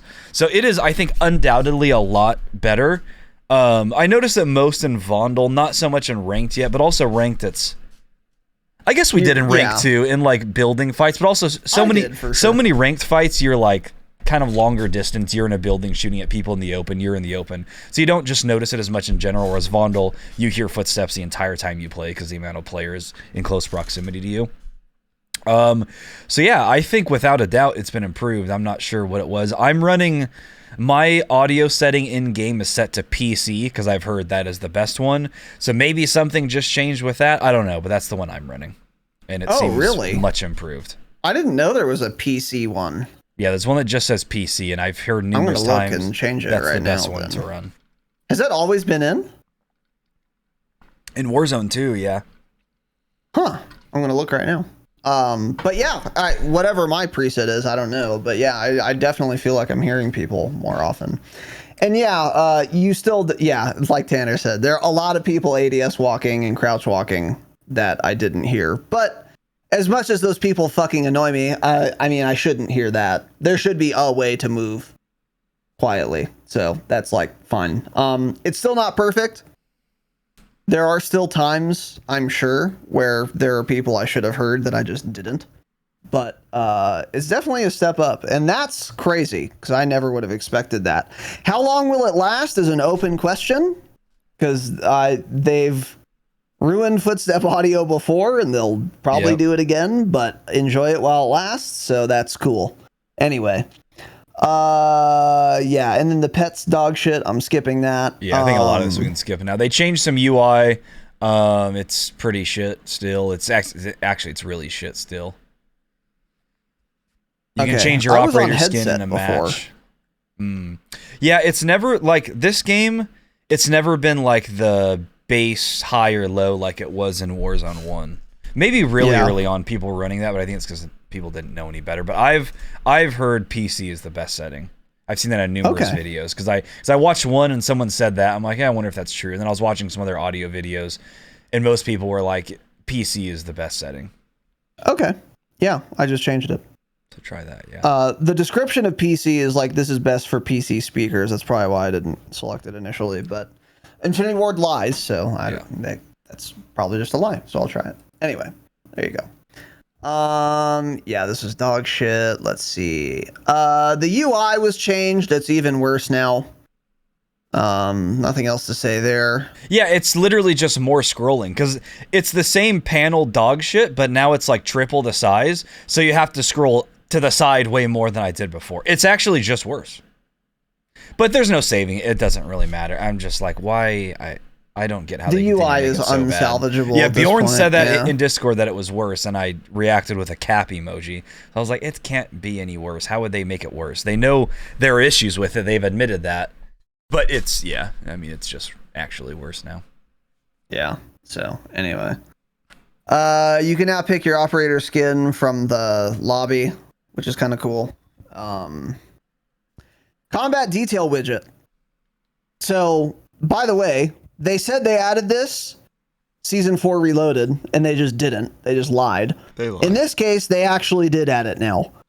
Added a new widget that provides info upon player death. Who killed you, what weapon, how many shots, etc. Widget will list multiple players and environmental damage when applicable. So it's still buggy, because half the time I die, it'll show that Raz has shot me twice, which just isn't true, because unfortunately, you can't fucking shoot yourself in this game. But besides that, it appears to work pretty consistently and well. Is it needed? No. Did development time need to go toward this and not other things? No, probably not. But I guess it's cool. I don't know. It seems like it has very low utility for me. Maybe people who like test shit, this will be cool for them. I don't know, but it is nice to know how many people you get shot by, because you'll watch a kill cam and you'll think, how did I get shredded so fast? But you don't realize his teammate was also shooting at you. So it's nice to have. That. Also, the thing I didn't notice it ever saying like I shot myself. The thing I would notice is if you like jump off a building in Vondel and take any amount of damage, the next time you die, if it's like soon after that, it'll show that you took like 50 damage or 5 damage from falling. It's like impact damage. So that's what it's listing when it's, and it shows like your own name. The only thing I don't like is in Resurgence. I don't know if it was doing this in Ranked. I don't remember. But in Resurgence for sure, it shows you the widget when you're downed. And I don't think they should give you that information. I don't think that's information I should know on someone when I get down. So it's like, I got down and I was like, holy shit, I got shot fast. And I thought it was just one guy shooting at me. Then I find out I got hit with a sniper too. So I'm like, oh, okay. So this guy, there's a sniper teammate and then another teammate with an AR. And it's just actually giving me information that I shouldn't have. I don't deserve that information for getting downed. Show me that information when I die, sure. But I don't think it should be showing you that when you get downed. And that's, I mean, they don't say that here, but that's definitely the way it was working in Resurgence. I don't remember seeing it in Rank. Do you, when we got downed? I'm pretty sure you don't in Ranked when you get downed. I feel like I would have noticed that. Because that's the thing too about Ranked is like if you're down in Ranked, you're very often down for a long fucking time. Yeah. So like I would have noticed, I think I would have noticed if it was in Ranked. So yeah, I don't think it is. Which is good. Yeah. You shouldn't get that info. Someone in chat you said shouldn't I get get that one info tap in Ranked, frankly, at all, to be honest. But yeah, I don't know. On death, I'm not really sure how I feel about that. Well, you can just tell your teammates, like, oh, there were actually 2 shooting me, not just the guy in the building we know is there. Yeah, that's true. You know? But yeah.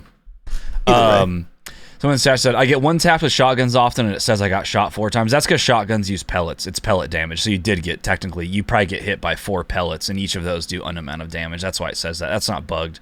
That's just how shotgun damage works, unless they're using slugs, and no one uses slugs. Yeah, correct. Yeah. I've seen some like 27 shots kills myself. Yeah. New vehicles in Al Mazrah, the MRAP. Is this just a lie? Because I haven't seen this. Well, it's not in Ranked, so we will never see it. Yeah. Oh, good. It's got a grenade launcher on the front. We're not talking about it because it doesn't matter. It's in Pubs BR, and who the fuck plays that? Yeah, exactly. And then Dirt Bike. I guess that's not in Ranked either. Or no, I think it is. We just never used it. I think it is. We just never used it. Yeah. Goes fast. And then global bug fixes. So once again, I'm going to pick one at random. Here we go. Fixed an issue where battle pass and weapon double XP tags could appear incorrectly on the playlist tile. Got it. This is why we don't read bug fixes anymore. They don't matter, and the ones they fix don't matter at all and don't affect anyone. And many of them are probably lies also. So cool. Yeah, there's some banger ones in here. Fixed an issue where objects could float in the air if dropped on glass that was then broken by disabling ability to drop objects on glass surfaces. Cool. Still don't auto pick up ammo. It's confirmed. We tested that yesterday. Still don't auto pick up ammo. Yeah. Correct. Yeah. Does not work. But now you can do that. Yeah, I hate Infinity Ward. So anyway, PC and console settings, introducing echo mode. Found in the graphics setting menu. Oh, like economy mode. Yeah, eco mode. Frame rate capped at 60 hertz. Okay, yeah, so it's like, yeah, it doesn't matter. I don't think it actually does anything. Don't care. It's on minimal by default. People are already saying change it to off because it may cause issues. I had left it to minimal. Well, they just lie. My GPU temperatures are still high. So if it was actually capping frame rate, oh wait, that's at 60 hertz. Frame rate capped at 60 hertz. What does that mean? Are they saying your frame rate gets capped if you have a 60 hertz monitor, or are they saying your frame rate, your refresh rate, not frame rate, gets capped at 60 hertz? I don't know what that is trying to say. But anyways, the only thing I notice is I have MSI Afterburner open on one monitor every time I play, and I can see my temperatures. My lobby temperatures didn't change, so it wasn't decreasing performance whatsoever. My GPU was using the same amount of performance because it was the same temperature. If it really was decreasing performance, you'd see a drop in that. I did not. So it lies. So I would probably just turn it off. It's on by default. It's called eco mode. Just go in your settings, type in ECO, you'll find it. Yeah, so cool. Anyway, multiplayer maps, new maps, Punta Mar. I did play this a couple matches. It's a pretty decent little map. It's unique. It's interesting. Not a bad map at all. Fun hardpoint map. I like it. It's not like groundbreaking or anything, but multiplayer is boring in this game anyway, so even if it was a great map, it wouldn't matter. Multiplayer COD's dead, yeah. But I actually do like Punta Mar. It's a solid little sixes map, so there you go. Strike did not play, won't. The gunfight maps again, never playing them. Havoc mode, the new playlist, didn't play it. Wait, lounge gunfight? Yeah, I was thinking it. Yeah, no, I was thinking this was the one we were playing in customs, but that's not lounge. That's called something else. What is that map? High Rise or Sky? Something. Skyrise? Yeah, similar vibes to this. Yeah. Yeah. So anyway, moving on. Yeah, Havoc mode is like the goofy, like modifiers, crazy shit. Didn't play it. Big Capture the Flag. I did queue for this because I wanted to make sure it was on ground war maps. It is, and it's terrible and dog shit. So then I left the game like 2 minutes in. Wait, what is on ground war maps? Big Capture the Flag? Big Capture the Flag, yeah. Okay, cool. Yeah, so it's indeed awful. Yeah, I got Turok, by the way, which I thought might be a fun Big Capture the Flag map. I was wrong. I forgot how big the maps are. If you don't get a vehicle when you spawn, you're going to spend a solid 1 minute to 90 seconds just running, and it's incredibly boring. And I was like, oh, okay, never mind, I'm done. Yeah, so I just left. I can't believe anyone would play it. It's miserable. It's awful. And it's because the ground war maps are bad. So they ruined that entire playlist. Yeah. Gunfight variants, don't care. More bug fixes that don't matter. Let's see one. Updated the default score limit for grind to 75 points in private matches. Cool. And then they have an additional set of bug fixes. Fixed an issue in zone capture modes where the zone would flicker between unoccupied and controlled. Got it. Okay. MW2 ranked play. So yeah, there's a new season. Can't use the new guns. And then everything else is pretty much the same. They put the same shit in every single patch note we get for ranked play. They just repost all of it. Tells you how ranked play works. Yeah, which is fine, but we don't need to read it again. Ranked play is probably one of the few things that works exceptionally well. Just like it did last season, because Infinity Ward's not in charge of it. So now, Warzone 2.0. BR Resurgence, Plunder, and Lockdown. So, there we go. They have some playlist updates here. Don't really care. Fort Resurgence is coming in season. So yeah, we're going to be able to play Fortress, the new map, the new Resurgence map, at a time in the season, as well as Armored Royale, the LTM they're going to add. We won't be playing that, but we will be playing Fortress. That'll be interesting. Yeah. Let's see. So that'll probably come in. That will come in the next 2 weeks, I would imagine. Actually, it could even come as soon as like early next week. I think a lot of times they kind of just like to launch these updates now and say they're doing something in season and make sure there aren't any major issues, because then there are less things to worry about for them, which I like. Yeah. Which, to be fair, is that's a good thing to do. Yeah. Yeah, it's smart. Yeah. So, oh, we'll get that at some actually, point. Also as a side note, for you patrons out there, one of our Patreon episodes this month, unless Fortress doesn't come for another month, will be a Fortress brainstorm for sure. / first impressions. We will be doing a Fortress specific Patreon episode this month, probably. Almost certainly. Hopefully it'll actually be fun, because I am, to be honest, I'm getting sick of playing Vondel. I've been craving more Ashika lately, just for something different. Just to mix it up, yeah. So adding something new to the mix could be cool. Yeah. So we're going to do a Fortress dedicated episode this month if it comes out relatively soon, which it will. So that's going to be probably on Patreon, but maybe for a Saturday episode, we'll do that instead. But we will have a Fortress specific episode, because I'm very excited to try a new Ast Resurgence map. That'll be fun. So anyway, moving on. Let's see. Next interesting thing, Al Mazrah BR player count. All squad sizes on Al Mazrah Battle Royale have had their player counts reduced to 100, down from 150. Ranked, will remain at 150 until further notice. And then they write a bunch of words. This is fucking weird to me, and I don't know why they did it. We'll read the Should words. I read the words? They explain it all. It makes sense. Okay. Yeah. Thus far, we've reintroduced several second chance mechanics and included, new ones, albeit scarcely due to concerns of making the mid-game feel claustrophobic and dragging out the climax of a match. In Season 5, we're dialing up these second chance mechanics. By the way, Tanner called it to a T. He called it exactly. And we're seeing even the same pacing. Gulag kit, redeploy pack, reinforcement flare, and reduced buyback prices. So that players will be able to return to the Warzone more often. At the same time, we're reducing the number of players across our core BR modes, which will prevent the match feeling too chaotic, but provide improved matchmaking times, faster pregame lobbies, and a better quality of match overall. You know what? I like it. I think they're right. It makes sense on paper, yeah. It does make sense on paper. It could help with all the packet loss issues we have, too. Yeah, and you find lobbies faster, like they said.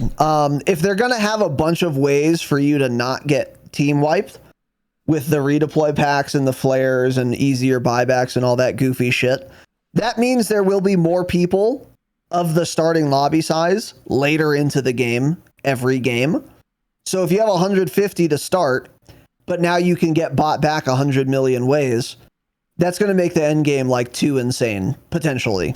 So they're lowering the starting player count to kind of counterbalance that, which actually is a good idea on paper. Yeah, I kind of like that. And ranked, leaving that at 150 players because ranked lacks these comeback mechanics. Also a good idea. Also a good play. They did say ranked will remain at 150 until further notice then. So they're absolutely going to change it, but it's going to take more time because they probably have to figure out how they're going to have to probably change the whole SR system if they're going to change the player counts. A lot of things would have to change. So I'm not sure how that's going to work. I personally like the way ranked plays right now. I think people stay alive early. Mid game's usually pretty exciting if you search out for people, and late game is very, very exciting. So I'm not sure what they could do to make that better, but also I think they just want more people. I think, especially for ranked, they want people to queue quicker. Yeah, that's the biggest thing. Yeah, I think you're right. Yeah. Less lobbies. I wouldn't. So there are like flares in ranked now. You can find them and you can buy one at each buy station, which we'll maybe get into, but I guess we'll just talk about it now. The redeploy flare from Vondel, which is a field upgrade where you press the button and your character pulls out a flare gun and shoots it in the air, and a random teammate of yours comes back. This is now pretty rare, rare enough ground loot in ranked, and you can buy one at a buy station in ranked as well. We actually bought one and it like got us quite a bit of SR. If we hadn't bought it, we would have gotten less because the guy we flared was the last guy alive, and you got top 5 like 10 seconds before you died. So like the flare actually did like do something for us, and we bought it too. So like it was a smart play on our end. They need to reduce the ground loot. We were finding like we would find 2 early game, which is too much. They should almost not be in ground loot or extremely rare, and each buy station should have 1 like it has now. But yeah, and then with this thing, where you left off on this little thing they wrote here, these changes paired with faster circle movement will elevate the pace of Battle Royale with more gameplay uptime. They explain it more. I don't know why they did it in this order. I think they explain a lot more how all this works.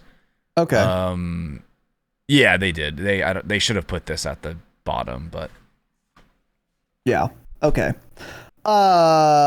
Yeah, so I don't know what they'll do with ranked either, but I'm with Tanner. I think the pacing of ranked right now feels really good. The only thing I don't like so much about ranked is that the mid game sometimes can feel slow, but I don't think there's anything they can do about it, and I don't think there's anything they should try to do about it, because sometimes that's just going to happen. And if they made the mid game any more active, then that would make the end game way too crazy. Because right now the end game is about as many people as I would like. If there were any more people on average at the end game in ranked, it would be too many. It's like right there in terms of players. So yeah, I don't know.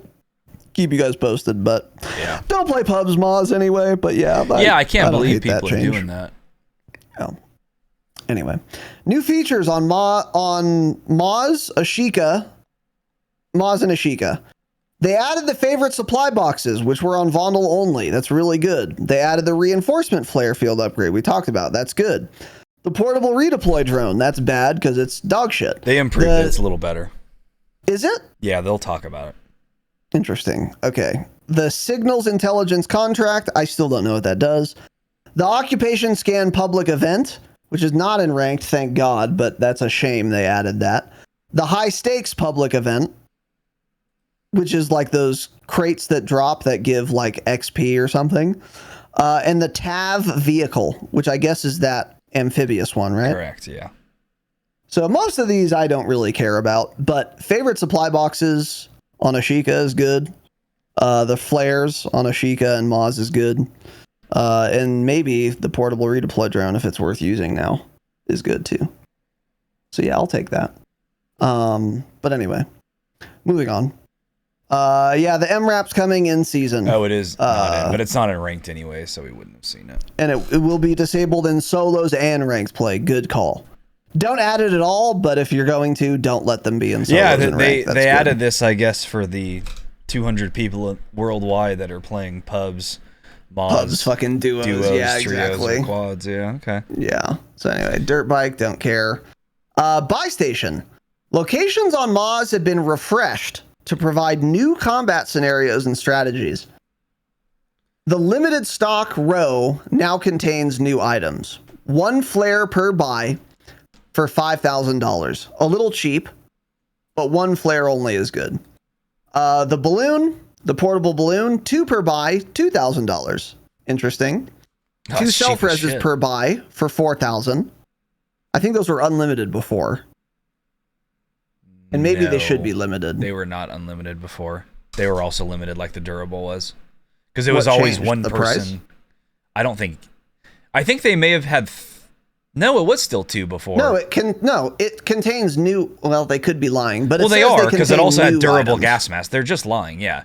I think they're just reading off that entire row now, but the only new ones are the reinforcement flare and the PRD. Oh, I see. Because you Yeah, cannot, maybe. your whole squad cannot get self before from one Okay. buy station. Okay, so yeah, there you go. And yeah, you're probably right. Durables, they're 2 per buy, 3,500. So, yeah, that's fine. Like flares are insanely strong in ranked, but if there's only 1 per buy, I'm actually okay with that because you still have to get to a buy, and getting to a buy in ranked, especially when you like need a flare, is pretty fucking difficult and risky. So I'm okay with something that strong being at buys. Yeah, you like buy it early. Like we bought it pretty early, like bought probably The one I fourth remember buying, circle? we bought pretty late. In like the bog. we're thinking of different games because I bought one at 1.2 and then I think I ended up using that one. I don't remember. They need to cost more though, because like the fact that a self They need to res cost more, is I agree. 4,000 and self res is not nearly as good. Because even if I get downed, I spent $4,000 on a self res. I'm not necessarily getting that off like late game. I'm probably just Exactly. gonna get fooled. But for $1,000 more, as I'm one shot, I can run around a corner real quick and pop a reinforcement flare right before I die to get my teammate back. That could be a huge difference in placement. Not balanced whatsoever. So I think that should cost like 8K probably, and then they should be almost removed from ground loot. It needs to be a very rare item. I like the idea, but I think it needs to be more rare. Yeah. I don't know about the ground loot. Maybe I agree with you. But on the price for sure, 5K is too cheap.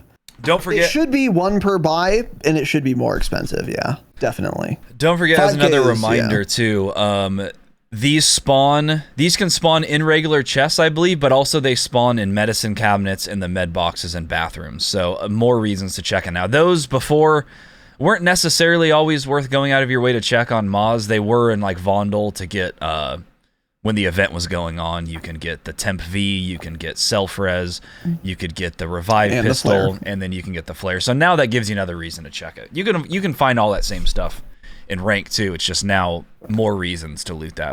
A lot of people overlook those. Yeah. Yeah, true. And the medicine cabinets are everywhere, so you should be opening Every them. building has at least one medicine cabinet, yeah. Yeah. So there's some updates to the Champions Quest, which is the new contract. I'm not reading It's it. on Vondel, don't care. This is the Vondel one, don't care.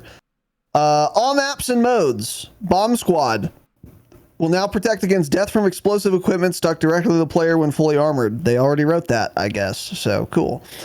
Buybacks are now $3,000 instead of $4,000, except in ranked. I'll take it. Honestly, I think for ranked that would be way too cheap, but yeah. But for like pubs, who cares? Especially Resurgence, yeah. If I can get to a buy, yeah, that's fine. And then the portable balloon is, increased deployment speed, airborne mobility, and velocity when ascending. Do you go higher in the air though? I don't think so, but it's kind of like so as you're going up in the air, you can kind of move it, so you can start already aiming and start slightly moving the direction you want to go. And then it seems like once you come off of it, maybe you come a little bit faster. I'm not really sure. It's still not great, but in certain situations it may be worth running. Especially, I guess these are in ranked, right? Yeah. That's what they said. Yeah, so these could end up being maybe useful in ranked. It's not great, but it's a lot better than it was. Like, before you would actually... I couldn't believe people ever use these on Vondel. They would get destroyed as soon as they popped it, because you would hear it, and you'd seriously go up like you were floating in a hot air balloon that just took off. It was very slow. So, that's good. And then, yeah, this is when... this is laid out all weird, but this is when they get into the actual Al Mazrah changes. Okay, yeah. So Al Mazrah BR, circle timing. The delay time before the first movement of the gas is now 90 seconds instead of 220 seconds. So once you land, gas is going to start moving way sooner than it used to. I don't know why they did that. They say something here. The close time of how long the gas takes to collapse to the new size is now 215 seconds instead of 270. So gas closes more quickly. Gas moves more quickly. This does not apply to ranked play. Okay. That's weird. We're shaving off around 3 minutes of the first circle's logic with a combo of those things. The initial circle is displayed and in play earlier, which will more clearly highlight the safe or not so safe areas before you infill. With the remainder of the matches, circle pacing plays out as it did previously. This was not... And then there's a period, space, and then another period. Sick quality assurance QA, which is a PSYOP by Infinity Ward. I don't know why they did this. They didn't do it for ranked, which is good, but the gas did not need to move. Yeah, it does, because it all goes together. Their point is get people all in the circle really early with 100 players, so maybe early game will actually feel hotter than it did before. Yeah, that makes sense. I mean, it's a lot. Yeah, you basically, if it's one of the shit circles, which I think they also said they improved, which was fake news, by the way. They didn't, by the way. The first circle is now more centered in BR and Resurgence. Yeah, that is not at all true. Never noticed that once. But anyways, in theory, if like it's a shit circle down at the bottom of the map like Fortress and then like Seraph Bay, that is going to be hot as shit even with 100 players. That would be more hot than a default circle with 200 players on the map with the old changes, because everyone's going to have to be in that circle within 90 seconds, basically, or they're dead to gas. Not within 90 seconds, because then it starts moving in, but you have to get in zone a lot quicker, so there's going to be a lot more action. I think it's fine, actually, but I don't know. Yeah, you're right. Because of the fewer players, you're right. That's a good point. So, yeah, whatever. I'll never know because I'm never playing unranked Moz. Circle size. Decrease the size of the initial circle. This does not apply to ranked. Again, kind of makes sense. They're lowering player count. Loot.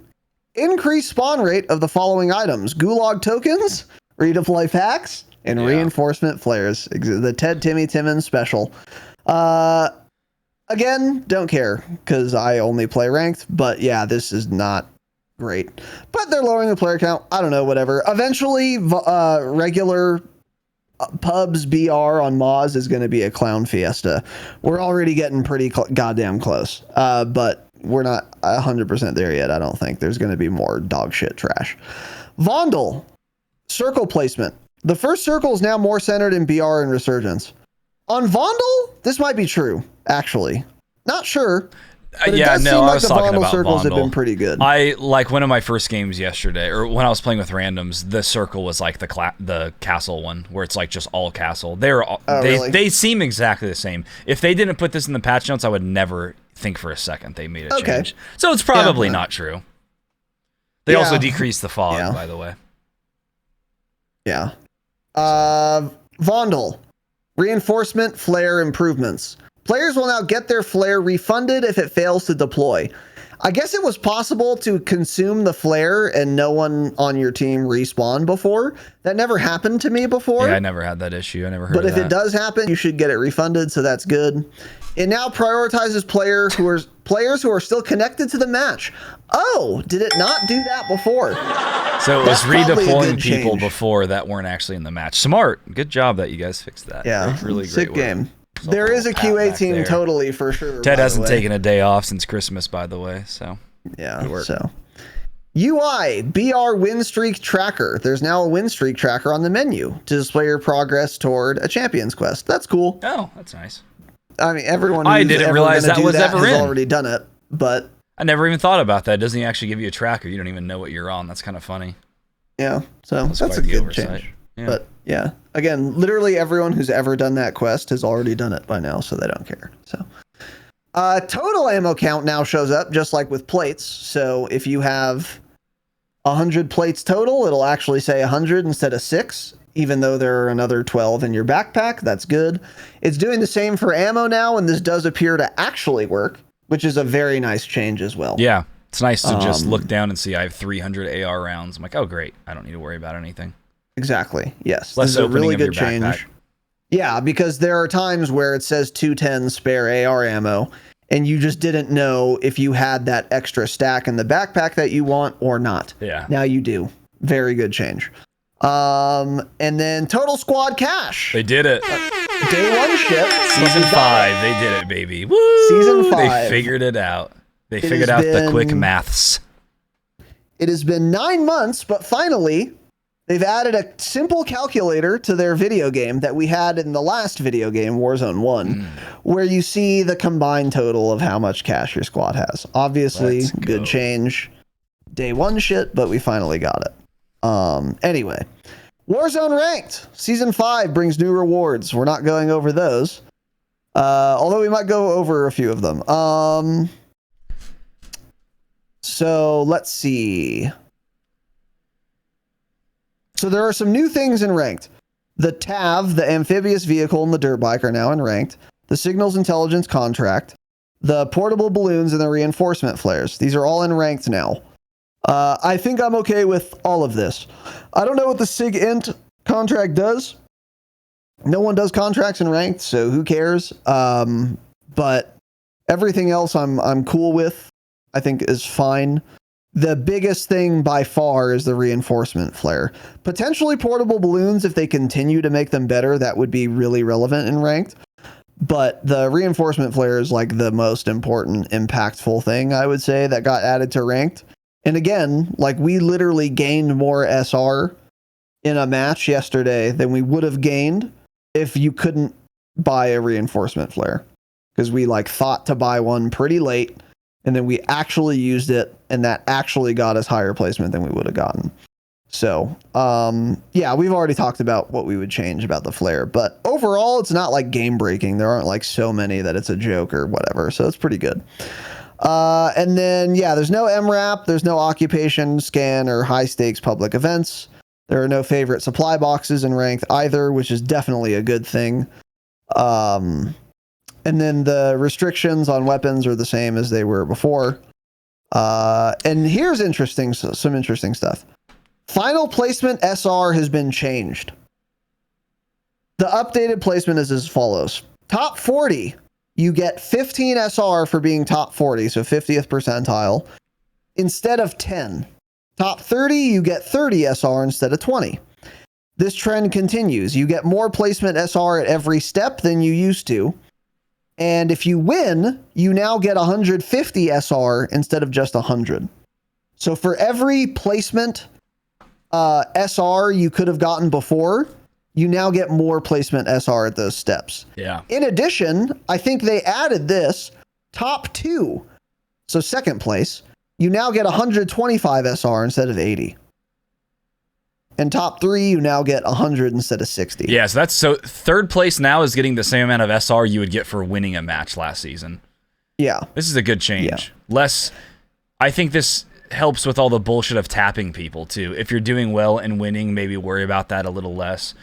People actually playing for placement at the end. It hasn't felt like the end game has been any more ratty though at all. It's felt exactly the same still, I think. I agree, and here's the thing. If you're in like final circle or like end game in general, no matter what the reward is, if first place is worth more than second, everyone's going to play like maximally ratty end game regardless. So making winning even more valuable, I don't think incentivizes camping any more than it did before. And I think placement probably should be worth more than it used to be, frankly. I think kills were weighted very heavily. Not necessarily too heavily, but quite heavily. But now with this change, you still need to get a lot of kills if you want to be top 250 or like gain SR. But now also, if you're not getting a ton of kills, you can go farther now just off of placement if you like consistently place well. I think this is good. I think it makes placement and winning the game or trying to way more important than it used to be, while keeping the importance of getting kills the same as it used to be. It's still important to get kills. You still have to if you want to like enter the, even iridescent probably, you have to be getting kills. Oh yeah. Which is also what you want. So I think this is a really good balance. I think this is a smart decision. Yeah, for sure. And it helps to offset the insane fucking deployment fees that you get at those really high ranks too. Yeah. So now like if you win, you almost covered the cost of entry, which I think is probably good. And then the skill set back shit. Yeah, what's the max SR fee now? I think it's 180 or something. I thought it was 210. No, they had lower. Or what was it originally then? 230, and they lowered it to 210. Maybe that's what it was. I think it might have originally been 210, and then they lowered it to something else. I don't know. Yeah. I don't know. It's a lot. None of you are that good anyway, so don't worry about it. The rewards. So normally I wouldn't really go over these. And most of them I'm not going to go over. But wait.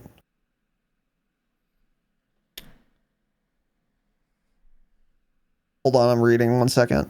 I thought I had read something different than what I'm seeing. It's like standard rewards again, decals. I thought you were getting a operator skin now, but you didn't last season, but that's not true. No, you get a weapon camo now. So whatever rank you finish as, if you finish as Crimson, you get a Crimson skin, I believe, that you can put on any gun, I'm pretty sure. So it's like it's like red, like Crimson weapon They're camo. cool looking. They're all the same exact design for silver through iridescent, but it just changes color. And then top 250 gets something way better. A cool looking, but again, doesn't matter. None of us will ever get that. But it's a cool animated one.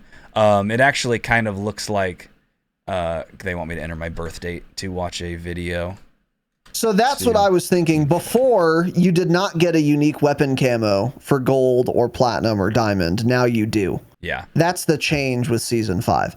That's a good start. That's a good change. Yeah. For sure.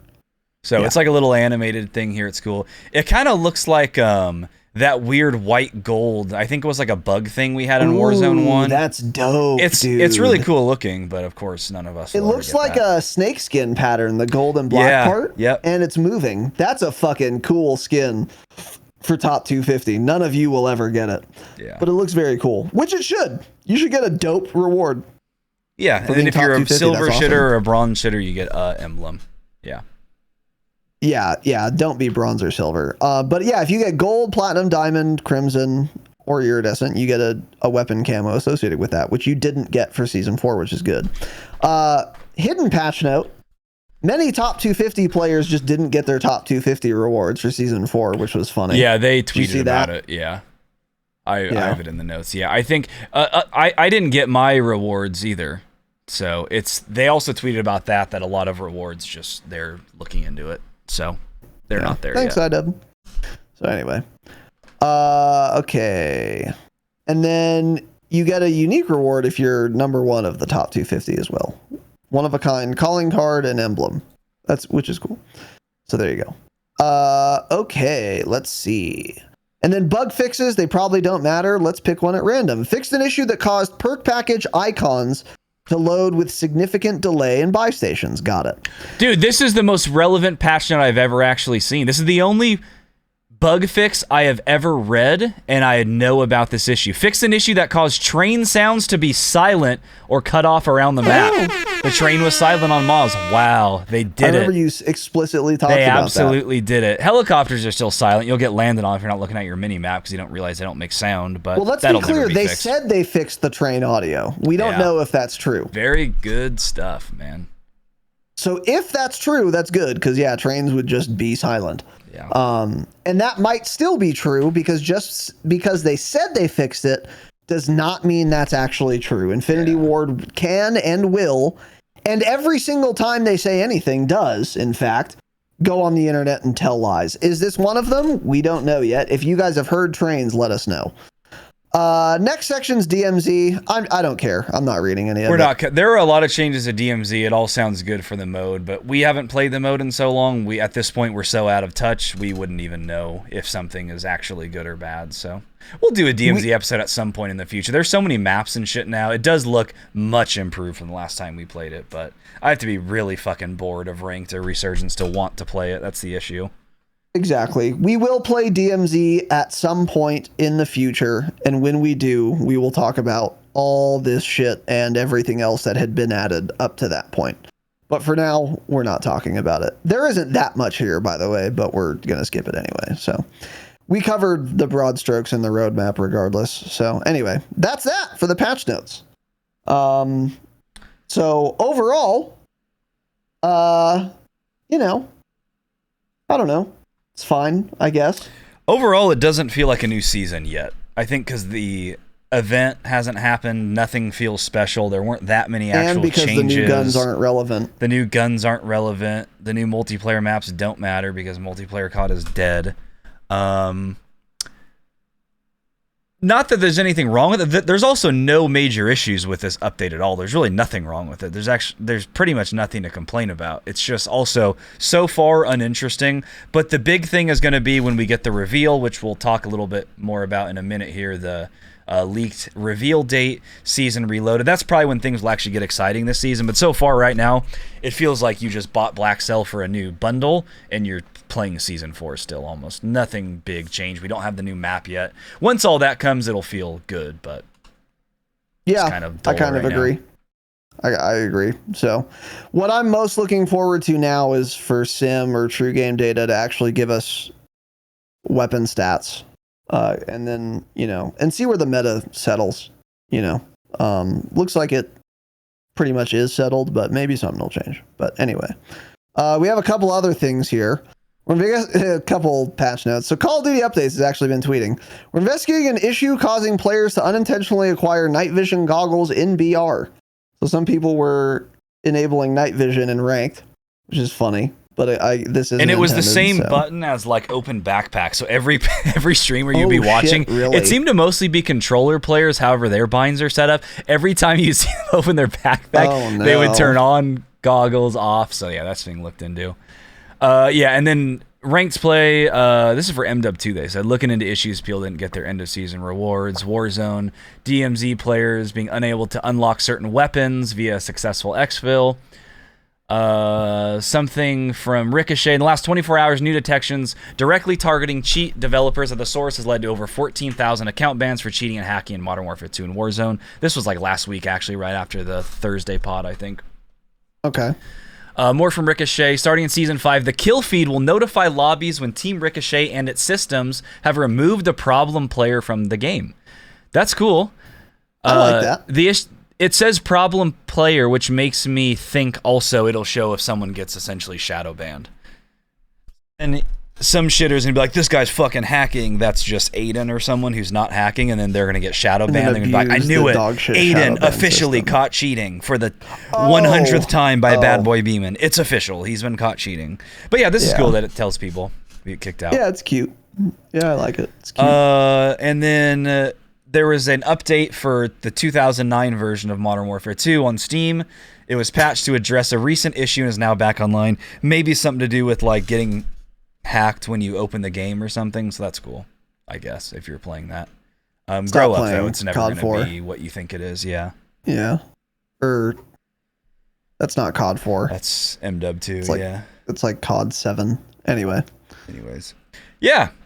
So then moving on, news and upcoming changes. So we're going to start with just some things people are talking about. So there was a tweet Joe Will mentioned. Am I crazy to say movement in the update got nerfed, not buffed? Seems like I can't tack sprint as much anymore.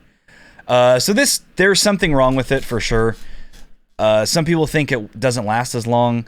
I notice it doesn't reset the ways it used to reset. Like, I couldn't tell you how I did it before. Again, you just play the game and like do certain things and you learn how to do it. But if someone asked me how I did that, I say, I don't know. Like, I would do like jump or something and it would eventually reset it. I don't know. It was very weird. But anyways, Ryda, who's another streamer, top 250 player, he said, from a credible source, quote, this is an intended change. Using dive or melee to reset it was called out as a bug. So the thing with that is, even if that's the case, then it still doesn't work because diving and meleeing does reset it. And he's saying that was a bug, and so this was an intended change to fix that, but you can still reset tack sprint that way. So I don't know. They haven't said anything. They haven't said that it's bugged. They haven't said that it's not bugged. But every good player has been talking about this. There is something weird with it. I think it still lasts the same amount of time. We also run double time. Maybe if you don't run double time, you notice it like immediately because you probably have tack sprint for 200 milliseconds. But yeah, there's something going on that's definitely busted with it. And if this is actually an intended change, then they just made the game so much worse. If you can't reset tack sprint quickly, it is going to make it feel so much slower and again more boring. So I hope Ryda's just completely wrong. There's a good chance he is, but. Well, he said from a credible source. I wonder what that means. I really wonder what that means. But yeah, of course, Infinity Ward, whether this is intended or not, we don't know because Infinity Ward doesn't tell us things. So if this was intentional and they just didn't say so, they didn't say anything about it, that's fucking insane, obviously. Yeah. Let me just plant a flag once again. Infinity Ward, awful dog shit dev company, morally bankrupt. What I've noticed, I have noticed something. What it seems like to me is that the duration of the tack sprint is just as long as it used to be, but the time between when you can tack sprint again is actually doubled. So before, you used to be able to tack sprint, and then once you were done, you could tack sprint again, I don't know, 7 seconds later. Now it's like you can tack sprint for just as long as you used to be able to, but now it's like 14 seconds until you can tack sprint again or something. That's what it feels like to me, is off with it. But it is absolutely noticeable. Yeah. I don't think the duration of the sprint got changed.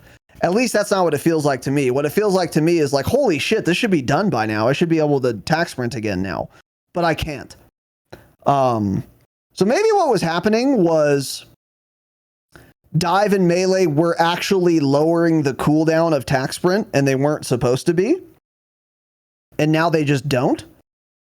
I don't know. Or maybe it was just running another check to see if it's back up, and it wasn't lowering the cooldown. It was just running the check again and like initiating attack sprint if it was up. I don't really know, but I hope this wasn't intended. But the bad news about this is because no official source has said anything about any changes to attack sprint, we can't really expect news on this ever. So it could be the case that this is just the new game now. This is just what we have to deal with now. Yeah. And they'll just never say anything about it and leave the change in. We don't know. Or feature. You actually don't know. Yeah, bug or feature. Intended or not, we don't know. It's a really fun game you get to play with Infinity Ward games. So I'm not optimistic that this ever changes back to the way it was, by the way. Meaning, tack sprint delay between two tack sprints is probably just longer now for everyone, forever. That's my guess. As annoying as that is for me to say, that's my guess. Yeah.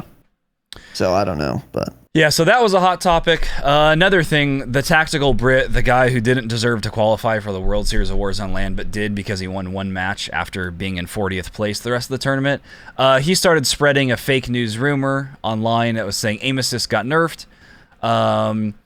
It's just not true, and I don't believe it. And just so you're aware, if it was in fact, quote, nerfed, it was a bug, and it will be back to being as strong, if not more strong, than it was previously.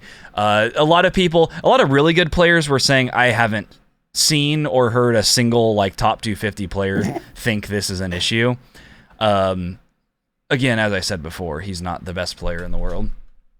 yeah. World Series of Warzone, skill-based, by the way. But anyway, so JGod did some testing. He did a little video. Aim assist was tested as of today with Black Ops and Dynamic. He showed a little video, you can look at it on his Twitter, of a 25-meter hip-fire rotation and slowdown, and you're still getting full. You can hip-fire people at 25 meters and still get rotational on that. And then 200-meter, he's still getting ADS slowdown and ADS rotational aim assist. So he says still OP in my opinion. The issues are, it is broken in firing range. It's not working. You're not getting any aim assist in firing range. I didn't realize you did before. And also, one of the clips that the Tactical Brit posted was showing how rotational wasn't working. It was in the gulag holding area before you load into a match. JGod said something's broken with it. So it's not busted. Okay. You just suck if you thought you were having issues with it. It's as broken as it was before. It's a skill issue. Again, JGod is a controller player, and he's saying it's OP, but yeah. So that's cool. Yeah, as every controller player admits, by the way. You can ask all of them. They all say that. Yeah. The bad ones don't, but... Yeah. Yeah. Moving on, Modern Warfare 3 news. Call of Duty made a super funny and hilarious tweet because there's more leaks that's coming out. They say, joke's on you. I read your note and I laughed out loud. Real key art here, and they drew a... I guess I could pull this up. Let me just hold on. You could. It's a stick figure with a cowboy hat. It's just so ridiculous that I guess you guys have to see it because it's just so dumb. So let me pull this up here. And that's it. This is what the official Call of Duty account tweeted out. Ha ha ha. Give them a laugh track. They're so funny. Cool. Great. So they're saying they're gonna something is gonna be shown next week because they said we'll reveal our artistic abilities and even more next week. Autistic or artistic, could be either, I'm not sure.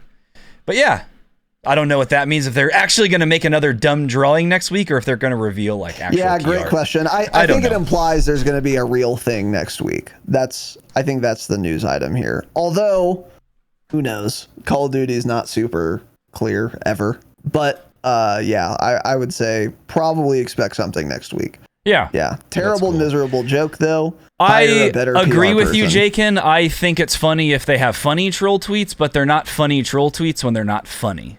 I'm fine with them trolling. I love that, but let's make it funny and give me an amount of laughter. I literally looked at that tweet yesterday and I was like, okay. I mean, make me laugh at least. Please make me laugh. I don't know. Moving on, more leaks. This is from Task Force Leakers. Oh, actually, this is from Hey, I'm Alex. I've used him a lot for leak stuff.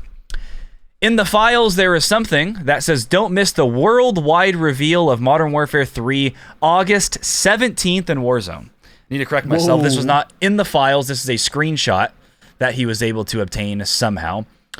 He went on to say, reveal will be in a specific playlist, but no indication on how long it will stay active. So it's sounding like August 17th will be the official worldwide reveal of Modern Warfare 3 inside of Warzone. There will be some sort of event like we've had before. It'll be a separate playlist you queue for, and you do the little event. The little event that we're having with Task Force versus whatever the fuck the dumb lore is starts August 14th. That ends on August 16th. And I guess there was stuff in the code about like how it ended supposedly. So this event is going to tie in and then they're going to be like, oh, the next day after the event's over, this is the reveal. Something's happening. So cool. Yeah. By the way, I don't know if you've noticed this, Tanner, but if you're in if you're looking at the Battle Pass sector screen, there is one sector, it's like mid-left, and it says something like classified, and there's a timer on it. I wonder if that lines up with what this is. Well, I noticed You know there what were I'm talking two about? of them, one to the left of the starting point and one to the right of the starting point, and that was for the event. Because if you hovered over it, it said like in 2 days or something. So that was for the event they're doing. I didn't look. There may be another one for the reveal. That would make sense. Because yeah, then Charlie Intel went on to show a screenshot, and that's how you're going to unlock the M13C, which is the gun coming in season. Okay. It'll be unlocked Okay. via the reveal event somehow. And the event's called Shadow Siege as of right now, because someone got a pop-up that was supposedly a glitch. It's probably some sort of leak or hacker doing something, but they basically got the M13C unlock on their screen, and it shows unlocked through the completion of the Shadow Siege reveal. Got it. Okay. So Yeah. I believe all this. It makes sense. And yeah, I mean, so August 7th, yeah. and that is a Thursday, I believe. the timing lines up too. I'll be right back, but Yeah. you can keep going. So not sure. We may end up doing something different that day. I think that's kind of what Raz and I talked about on Monday. That maybe for when the reveal happens, we are going to I lost my train of thought. Sorry. Oh, instead of like doing a normal pod that day, maybe we'll do something like we live stream the reveal and then give our like initial impressions on it and maybe turn that into the pod. I'm not really sure, but we'll do something to do with the reveal. We'll do some sort of episode about that, and it may be like a live type thing. Yeah, where for we watch sure. it. Or play it, I guess. Fun. That'll be fun. Play it, yeah. So we'll see. Yeah. We'll let you guys know. Yeah. And then moving on, some more leaks. Data miners have found references to the Haunting event returning to Warzone along with Season 6 in October. So here's my theory.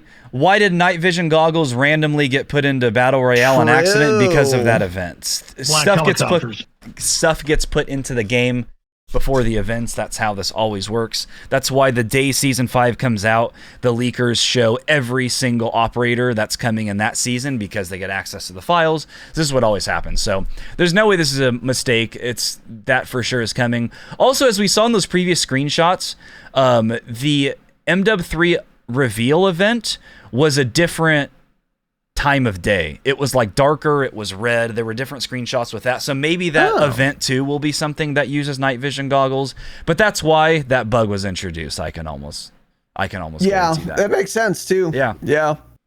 That'll be cool.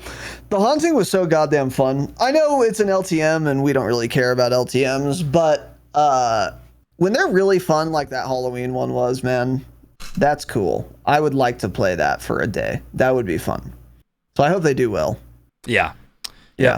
And then last thing here, little minor thing, but someone was talking about in Discord. Battle.net confirms that all Call of Duty games will be under the same tab on the PC app going forward. So instead of launching MW3 now, it just says Call of Duty.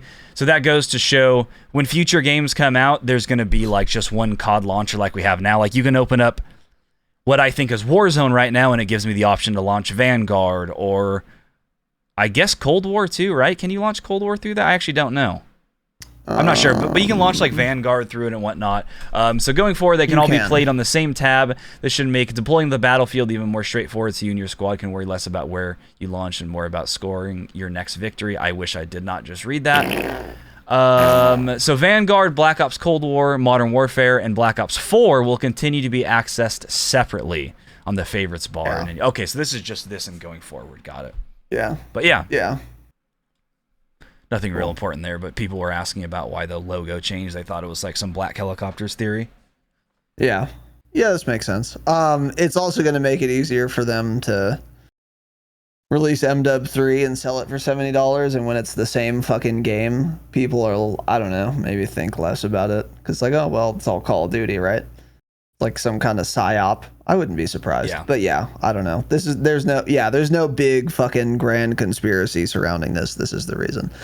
Yeah, that's it. So yeah, we're done. I'm done. Hope you guys enjoyed. We will be back on Saturday for first impressions of Season 5. And we have a lot to say in terms of first impressions. Maybe by then I will have unlocked one of the new guns. I will not be buying fucking tier skips to do so. So we'll see. We will fucking see. But probably not. We will eventually talk about the new guns once they are eventually unlocked for us, as we always do. But don't expect that Saturday. But on Saturday, expect a lot of other things. There are a lot. Not much feels that different. Yeah, it really doesn't, actually. I definitely have first impressions on ranked now, though. And part of those are not going to be a consequence of Season 5, really. Like, I've been using the signal a lot, so we'll probably talk about that, even though that's not, like, relevant to Season 5. But there are some things, like the reinforcement flare. I think there's a lot more to say on that topic. A couple things, I think, to say about Vondel. The audio, again, I want to talk more about that. We will try the portable balloons now. Supposedly those are better. I'll let you know if I think they're even worth using now on Saturday. And then also there are going to be new first impressions that Tanner and I don't have yet, because we're going to play more before that episode. So that should be fun and exciting. And also by then, the meta will be a lot more settled. It's fairly settled already, but I think we'll have a pretty solid idea of what's good and what's not in Warzone by Season 5. So we will be able to talk about that, or by Saturday. So we will talk about that then. And that should be fun and exciting. Other than that, patreon.com/thedropshot, $5 a month. You get all of our COD, Call of Duty bonus content. And you also get early access to our episodes, ad-free episodes, etc. Join the Discord. The Discord is now fixed and easy to join. Anyone can join it. Just click the fucking link. You can find it by looking. You can also find the donate button by looking. Reminder, if you bought Black Cell, you owe us 30 United States dollars. If you didn't buy Black Cell, you kind of owe us something, don't you? So donate us money. Yeah, well, you have $30 because you didn't buy it, so you still owe us $30. Yeah. Yeah, that's correct. You all owe us $30 now. Thank you again to all of our donors, Toad, Shelly, and Malcolm, or Macaulay, rather. God, your name sucks. You should change your name, Macaulay. Thanks for the $20, but you gotta change your name, buddy. Yes. It's unique, at least. We appreciate it. Just stay fucking humble with you. Relax and stay humble.